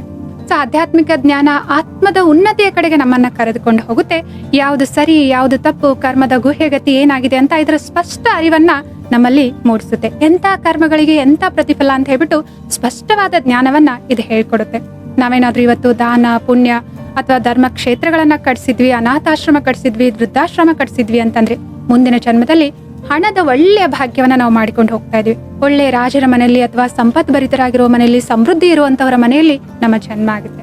ಸೊ ಏನಾದ್ರೂ ನಾವು ಈ ಜನ್ಮದಲ್ಲಿ ಒಳ್ಳೆ ರೀತಿಯಲ್ಲಿ ಶಿಕ್ಷಣ ಕೊಟ್ಟಿದ್ವಿ, ಇನ್ನೊಬ್ಬರಿಗೆ ಜ್ಞಾನದ ದಾನವನ್ನ ನೀಡಿದ್ವಿ, ಬಡ ಮಕ್ಕಳಿಗೆ ಎಜುಕೇಶನ್ ಅನ್ನ ಕೊಟ್ಟಿದ್ವಿ, ಅಥವಾ ಅವ್ರಿಗೋಸ್ಕರ ಸ್ಕೂಲ್ ಕಾಲೇಜನ್ನ ಕಟ್ಸಿದ್ವಿ ಅಂತಂದ್ರೆ, ಅಥವಾ ಕಡಿಮೆ ಫೀಸಲ್ಲಿ ಸ್ಕೂಲ್ ನಡೆಸ್ತಾ ಇದ್ವಿ ಅಂತಂದ್ರೆ, ಸೊ ಜ್ಞಾನದ ಭಾಗ್ಯವನ್ನ ನಾವು ಮಾಡಿಕೊಂಡು ಹೋಗ್ತಾ ಇದ್ವಿ. ಮುಂದಿನ ಜನ್ಮದಲ್ಲಿ ಒಳ್ಳೆ ವಿದ್ಯಾವಂತರಾಗ್ತೇವೆ. ಜಾಸ್ತಿ ಪರಿಶ್ರಮ ಪಡುವಂತ ಅವಶ್ಯಕತೆ ನಮ್ಗಿರೋದಿಲ್ಲ. ಈ ಜನ್ಮದಲ್ಲಿ ಏನಾದ್ರೂ ನಾವು ಆರೋಗ್ಯದ ವಿಷಯದಲ್ಲಿ ಒಂದು ಹಾಸ್ಪಿಟಲ್ ಕಟ್ಸೋದಾದ್ರೂ ಆಗಿರ್ಬೋದು, ಅಥವಾ ರೋಗಿಗಳಿಗೆ ಮೆಡಿಸಿನ್ ಕೊಡಿಸೋದಾದ್ರೂ ಆಗಿರ್ಬೋದು, ಅಥವಾ ರೋಗಿಗಳ ಸೇವೆ ಮಾಡೋದಾದ್ರೂ ಆಗಿರ್ಬೋದು, ಅಥವಾ ನಾವೇ ವೈದ್ಯಕೀಯ ಕ್ಷೇತ್ರದಲ್ಲಿ ಕಾರ್ಯನಿರ್ವಹಿಸ್ತಾ ಇದೀವಿ ಅಂತಂದ್ರೆ ಕಡಿಮೆ ಬೆಲೆಗೆ ಚಿಕಿತ್ಸೆ ಕೊಡೋದಾದ್ರೂ ಆಗಿರ್ಬೋದು, ಈ ರೀತಿ ಪುಣ್ಯದ ಕಾರ್ಯಗಳನ್ನ ನಾವು ಮಾಡಿದ್ವಿ ಅಂತಂದ್ರೆ ಮುಂದಿನ ಜನ್ಮದಲ್ಲಿ ಆರೋಗ್ಯದ ಭಾಗ್ಯವನ್ನ ನಾವು ತೆಗೆದುಕೊಂಡು ಹೋಗ್ತೇವೆ. ವರ್ತಮಾನ ಸಮಯದಲ್ಲಿ ಇನ್ನೊಬ್ರು ಯಾರು ಯಾವ ರೀತಿಯಾದ್ರೂ ಇರ್ಲಿ, ನಾವು ಅವರಿಗೆ ಸದಾ ಗೌರವ ಕೊಡ್ತಾ ಇದ್ವಿ, ಪ್ರೀತಿಯಿಂದ ವ್ಯವಹಾರ ಮಾಡ್ತಾ ಇದ್ವಿ, ಸಕಾರಾತ್ಮಕವಾಗಿ ನಡೆದುಕೊಳ್ತಾ ಇದ್ವಿ, ಸಹಯೋಗ ನೀಡ್ತಾ ಇದ್ವಿ, ನಿಸ್ವಾರ್ಥತೆಯಿಂದ ನಮ್ಮ ಜಿಮ್ಮೆವಾರಿ ಅಥವಾ ಜವಾಬ್ದಾರಿಗಳನ್ನ ನಿರ್ವಹಿಸ್ತಾ ಇದೀವಿ ಅಂತಂದ್ರೆ ಮುಂದಿನ ಜನ್ಮದಲ್ಲಿ ಒಳ್ಳೆ ಸಂಬಂಧಗಳನ್ನ ನಾವು ಪಡಿತೇವೆ. ಈ ರೀತಿ ಪ್ರತಿಯೊಂದು ನಮ್ಮ ಕರ್ಮಕ್ಕೂ ಅದರದೇ ಆದ ಪ್ರತಿಫಲ ಇದೆ. ಅವುಗಳ ಬಗ್ಗೆ ನಾವು ಸರಿಯಾಗಿ ತಿಳ್ಕೊಂಡ್ಬಿಟ್ಟು ಸರಿಯಾದ ಕರ್ಮಗಳನ್ನ ನಾವು ವರ್ತಮಾನದಲ್ಲಿ ಮಾಡಿದ್ವಿ ಅಂತಂದ್ರೆ ಭವಿಷ್ಯದಲ್ಲಿ ಬಹಳ ಶ್ರೇಷ್ಠವಾದ ಭಾಗ್ಯವನ್ನ, ಅದೃಷ್ಟವನ್ನ ನಾವು ರೂಪಿಸ್ಕೊಳ್ಳಿಕ್ಕೆ ಸಾಧ್ಯ ಇದೆ. ಆದ್ರಿಂದ ಈ ಆಧ್ಯಾತ್ಮಿಕ ಜ್ಞಾನ ನಮ್ಗೆ ಬಹಳ ಸ್ಪಷ್ಟನೆಯನ್ನ, ಅರಿವನ್ನ ಮೂಡಿಸುತ್ತೆ. ದಿನಾಲು ಸ್ವಲ್ಪ ನಾವು ಆಧ್ಯಾತ್ಮಿಕ ಜ್ಞಾನವನ್ನ ಕೇಳಿದ್ವಿ ಮತ್ತು ಧ್ಯಾನದಂತ ಅಭ್ಯಾಸವನ್ನ ಮಾಡಿದ್ವಿ ಅಂತಂದ್ರೆ ನಮ್ಮೊಳಗಡೆ ಇರುವಂತಹ ಈ ನಕಾರಾತ್ಮಕ ಯೋಚನೆಗಳಾಗಿರ್ಬೋದು, ಅಥವಾ ಕೆಲವೊಂದು ಬಲಹೀನ ಸಂಸ್ಕಾರಗಳಾಗಿರ್ಬೋದು, ಅವುಗಳನ್ನ ನಾವು ಓವರ್ಕಮ್ ಮಾಡ್ಲಿಕ್ಕೆ ಸಾಧ್ಯ ಆಗುತ್ತೆ. ಉದಾಹರಣೆಗೆ ಕೋಪ ಆಗಿರ್ಬೋದು, ಈರ್ಷ್ಯೆ ಆಗಿರ್ಬೋದು, ಇಂತಹ ಸಂಸ್ಕಾರಗಳನ್ನ ನಾವು ಗೆಲ್ಬೇಕು ಅಂತಂದ್ರೆ ಧ್ಯಾನದಂತ ಅಭ್ಯಾಸಗಳು, ನಮ್ಗೆ ಆತ್ಮಾವಲೋಕನದಂತ ಅಭ್ಯಾಸಗಳು ಸಹಾಯ ಮಾಡ್ತವೆ. 4ನೇದಾಗಿ ನಮ್ಮ ಆಹಾರದ ಕಡೆಗೆ ಗಮನ ಕೊಡ್ಬೇಕಾಗಿದೆ. ಯಾಕೆ ಅಂತಂದ್ರೆ ಎಂತ ಅನ್ನ ಅಂತಹ ಮನಸ್ಸು ಅಂತ ಹೇಳ್ತಾರೆ. ನಾವೇನಾದ್ರೂ ನಕಾರಾತ್ಮಕ ಎನರ್ಜಿ ಇರುವಂತಹ, ಹಿಂಸಾತ್ಮಕ ಎನರ್ಜಿ ಇರುವಂತಹ ಆಹಾರವನ್ನ, ನಾನ್ ವೆಜ್ ಅನ್ನ ಸೇವನೆ ಮಾಡ್ತೀವಿ ಅಂತಂದ್ರೆ ಅದರ ಪ್ರಭಾವ ನಮ್ಮ ಮನಸ್ಸಿನ ಮೇಲೆ ಬೀಳುತ್ತೆ. ಸೊ ಇದರಿಂದ ನಮ್ಮ ಆಲೋಚನೆಗಳು ಕೂಡ ಏನಾಗ್ತವೆ, ಹಿಂಸಾತ್ಮಕವಾಗ್ತವೆ ಅಥವಾ ನಕಾರಾತ್ಮಕವಾಗ್ತವೆ. ನಮ್ಮ ಆಲೋಚನೆಗಳು ಕೂಡ ಏನಾಗಿದ್ದಾವೆ, ಸೂಕ್ಷ್ಮವಾದ ಕರ್ಮಗಳೇ ಆಗಿದ್ದಾವೆ. ಸೊ ಆದ್ರಿಂದ ನಮ್ಮ ಸಾತ್ವಿಕ ಆಹಾರವನ್ನ ಸೇವಿಸ್ತಾ ಇದೀವಿ, ಆಧ್ಯಾತ್ಮಿಕ ಸ್ವಲ್ಪ ಜ್ಞಾನವನ್ನ ಅಧ್ಯಯನ ಮಾಡ್ತಾ ಇದೀವಿ, ಮೆಡಿಟೇಷನ್ ಅಂತ ಸಕಾರಾತ್ಮಕ ಅಭ್ಯಾಸಗಳನ್ನ ಮಾಡ್ತಾ ಇದೀವಿ, ಬರುವಂತಹ ಪರಿಸ್ಥಿತಿಗಳನ್ನ ಸಕಾರಾತ್ಮಕವಾದ ದೃಷ್ಟಿಕೋನದಿಂದ ನೋಡ್ತಾ ಇದೀವಿ. ಇದನ್ನ ನಾನು ಇವಾಗ್ಲೇ ಚುಕ್ತ ಮಾಡ್ಬೇಕು, ಇದನ್ನ ಕ್ಯಾರಿ ಫಾರ್ವರ್ಡ್ ಮಾಡಬಾರ್ದು, ಏನೇ ಸನ್ನಿವೇಶ ಪರಿಸ್ಥಿತಿಗಳು ಬಂದ್ರು ಕೂಡ ಇಲ್ಲೇ ನಾನು ಇದನ್ನ ಫಿನಿಶ್ ಮಾಡ್ಬೇಕು ಅನ್ನೋ ಉದ್ದೇಶ ಇಟ್ಕೊಂಡ್ಬಿಟ್ಟು ತಾಳ್ಮೆಯಿಂದ, ಶಾಂತಿಯಿಂದ, ಸಹಾನುಭೂತಿಯಿಂದ ಕ್ಷಮೆಯನ್ನ ಮಾಡ್ತಾ, ಕ್ಷಮೆಯನ್ನ ಕೇಳ್ತಾ. ಯಾಕೆಂದ್ರೆ ಯಾವುದೋ ಸಮಯದಲ್ಲಿ ನಾವು ಕೂಡ ಇದೇ ರೀತಿ ಅವ್ರ ಜೊತೆ ವರ್ತಿಸ್ಬಿಟ್ಟು ದುಃಖ ಕೊಟ್ಟಿದೀವಲ್ವಾ, ಭಲೆ ನಾವು ಸ್ಥೂಲವಾಗಿ ಹೋಗ್ಬಿಟ್ಟು ಅವ್ರ ಹತ್ರ ಕ್ಷಮೆ ಕೇಳದೇ ಇದ್ರು, ದಿನಾಲು ಧ್ಯಾನದ ಮೂಲಕ ಅವರನ್ನ ಸೂಕ್ಷ್ಮ ರೀತಿಯಲ್ಲಿ ನೋಡ್ತಾ, ಯಾವುದೋ ಒಂದು ಸಮಯದಲ್ಲಿ ನಾನು ನಿಮ್ಗೆ ನಿಂದನೆ ಮಾಡಿದ್ದೆ, ಅಪಮಾನ ಮಾಡಿದ್ದೆ ಅಂತ ಪರಿಸ್ಥಿತಿಗಳನ್ನ ತಂದು ನಿಲ್ಸಿದ್ದೆ, ಆದ್ರಿಂದ ದಯಮಾಡಿ ಕ್ಷಮೆ ಮಾಡಿ ಅಂತ ಹೇಳ್ಬಿಟ್ಟು ಈ ರೀತಿ ಕ್ಷಮೆಯನ್ನ ಕೇಳ್ತಾ, ಕ್ಷಮೆ ಮಾಡ್ತಾ, ಸೊ ಈ ರೀತಿ ಅಭ್ಯಾಸಗಳನ್ನ ನಾವು ಮಾಡ್ತಾ ಇದ್ವಿ ಅಂತಂದ್ರೆ ಕರ್ಮಗಳನ್ನ ಸಕಾರಾತ್ಮಕವಾದ ರೀತಿಯಲ್ಲಿ ನಾವು ಚುಕ್ತ ಮಾಡ್ಲಿಕ್ಕೆ ಸಾಧ್ಯ ಆಗುತ್ತೆ. ಮತ್ತು ಕೆಲವೊಂದ್ಸಲ ಎಷ್ಟೇ ಪರಿಶ್ರಮ ಪಟ್ಟರು ಹಣದಲ್ಲಿ ನಷ್ಟವನ್ನ ಹೊಂದುತ್ತಾನೆ ಇರ್ತೀವಿ. ಇಂತಹ ಕರ್ಮಗಳನ್ನ ಹೇಗೆ ಚುಕ್ತ ಮಾಡ್ಕೊಳ್ಳೋದು? ಒಂದು ಹಿಂದಿಯಲ್ಲಿ ಗಾದೆ ಮಾತಿದೆ, ದೇದಾನ ಚೂಟೆ ಗ್ರಹನ್ ಅಂತ ಹೇಳ್ಬಿಟ್ಟು, ದೇದಾನ ಚೂಟೆ ಗ್ರಹನ್ ಅಂತಂದ್ರೆ ಅರ್ಥ, ಯಾವ್ದ್ರ ಸಮಸ್ಯೆನ ನೀವು ಎದುರಿಸ್ತಾ ಇದ್ರೆ ಹಣಕಾಸಿಂದಾಗಿರ್ಬೋದಲ್ವಾ, ಅದರ ದಾನ ಮಾಡಿ ನಿಮ್ಗೆ ಹಿಡಿದಿರುವಂತಹ ಗ್ರಹಣ ಬಿಟ್ಟು ಹೋಗುತ್ತೆ ಅಂತ ಹೇಳ್ತಾರೆ. ಅಂತಂದ್ರೆ ನಮ್ಮ ಹತ್ರನೇ ಹಣ ಇಲ್ಲ, ಇನ್ನೇನ್ ಕೊಡೋದು ಅಂತ ಪ್ರಶ್ನೆ ಬರ್ಬೋದು. ಎಷ್ಟಿದೆ ಅಲ್ವಾ, ಅಷ್ಟರಲ್ಲಿ ನೀವು ದಾನ ಮಾಡಿ. ಸೊ ಅವಾಗ ನಿಮ್ಗೆ ಏನಾಗುತ್ತೆ, ಆ ಹಿಡಿದಿರುವಂತಹ ಗ್ರಹಣನು ಕೂಡ ಸರಿಯುತ್ತೆ, ಆ ಪುಣ್ಯ ಜಮಾ ಆಗ್ತಾ ಹೋಗುತ್ತೆ. ಪದೇ ಪದೇ ಅನಾರೋಗ್ಯಕ್ಕೆ ಒಳಗಾಗ್ತಾ ಇದೀವಿ, ಆರೋಗ್ಯ ಹಾಳಾಗ್ತಾ ಇದೆ ಅಂದ್ರೆ ಸ್ವಲ್ಪ ಆರೋಗ್ಯ ಕ್ಷೇತ್ರದಲ್ಲಿ ದಾನ ಪುಣ್ಯ ಮಾಡುವಂತಹ ಕೆಲಸಗಳನ್ನ ಮಾಡಿದೀವಿ ಅಂತಂದ್ರೆ ಅದರಿಂದ ಪುಣ್ಯ ಜಮಾ ಆಗುತ್ತೆ, ಸಕಾರಾತ್ಮಕವಾದ ಎನರ್ಜಿ ನಮ್ಗೆ ಸಿಗುತ್ತೆ. ಸೊ ಈ ರೀತಿ ಕರ್ಮವನ್ನ ನಾನು ನಿಜವಾಗ್ಲೂ ಸರಿಯಾದ ರೀತಿಯಲ್ಲಿ ಚುಕ್ತ ಮಾಡಿದ್ವಿ ಅಂತಂದ್ರೆ ಜನ್ಮ ಜನ್ಮಾಂತರ ಈ ರೀತಿ ಏನು ಸನ್ನಿವೇಶಗಳು, ಆಶ್ಚರ್ಯಜನಕವಾಗಿ ಕಠಿಣ ಪರಿಸ್ಥಿತಿಗಳು ಬರ್ತಾವಲ್ವಾ, ಇದರಿಂದ ಮುಕ್ತ ಆಗ್ಲಿಕ್ಕೆ ಸಾಧ್ಯ ಇದೆ. ಮತ್ತು ಈ ಜೀವನದಲ್ಲಿ ಕೂಡ ನಾವು ಸುಖ ಶಾಂತಿಯಿಂದ ಬಾಳ್ಲಿಕ್ಕೆ ಸಾಧ್ಯ ಇದೆ, ಭವಿಷ್ಯನು ಕೂಡ ಸುಂದರ ಮಾಡ್ಕೊಳ್ಳಿಕ್ಕೆ ಸಾಧ್ಯ ಇದೆ. ಸೊ ಆದ್ರಿಂದ ಕರ್ಮದ ಗುಹೆಗತಿಯನ್ನ ಅರ್ಥ ಮಾಡ್ಕೊಳ್ಳೋಣ, ಸರಿಯಾದ ಪ್ರತಿಕ್ರಿಯೆಯನ್ನ ನೀಡೋಣ, ವರ್ತಮಾನದಲ್ಲಿ ಕೂಡ ಖುಷಿಯಾಗಿರೋಣ, ಇನ್ನೊಬ್ಬರಿಗೆ ಖುಷಿಯನ್ನ ನೀಡೋಣ ಅಂತ ಹೇಳ್ತಾ ಇವತ್ತಿನ ಸಂಚಿಕೆಯನ್ನ ಇಲ್ಲಿಗೆ ಮುಕ್ತಾಯ ಮಾಡ್ತಾ ಇದ್ವಿ. ಸೊ ಈ ಕರ್ಮವನ್ನ ಹೇಗೆ ಇತ್ಯರ್ಥಗೊಳಿಸೋದು ಅಥವಾ ಕರ್ಮವನ್ನ ಹೇಗೆ ಚುಕ್ತಗೊಳಿಸೋದು, ಈ ಟಾಪಿಕ್ ಬಗ್ಗೆ ನಿಮ್ಗೆ ಏನಾದ್ರೂ ಪ್ರಶ್ನೆ ಇತ್ತು ಅಂತಂದ್ರೆ ಈ ವಿಡಿಯೋದ ಕಮೆಂಟ್ ಸೆಕ್ಷನ್ ಅಲ್ಲಿ ನೀವು ನಮ್ಗೆ ಕೇಳಬಹುದಾಗಿದೆ. ಅಥವಾ ನೇರವಾಗಿ ನೀವು ಮಾತನಾಡಲು ಇಷ್ಟಪಡ್ತೀರಾ ಅಂತಂದ್ರೆ ಈ ಸ್ಕ್ರೀನ್ ನಲ್ಲಿ ತೋರಿಸಲಾಗಿರುವಂತಹ ಮೊಬೈಲ್ ಸಂಖ್ಯೆಗೆ ನೀವು ನಮ್ಗೆ ಕರೆ ಮಾಡಬಹುದಾಗಿದೆ. ಮುಂದಿನ ಸಂಚಿಕೆಯಲ್ಲಿ ಮತ್ತೊಂದು ವಿಷಯದೊಂದಿಗೆ ನಾವೆಲ್ಲರೂ ಕೂಡ ಭೇಟಿಯಾಗೋಣ. ಅಲ್ಲಿವರೆಗೂ ತಮ್ಮೆಲ್ಲರಿಗೂ ಕೂಡ ನಮಸ್ತೆ, ಓಂ ಶಾಂತಿ.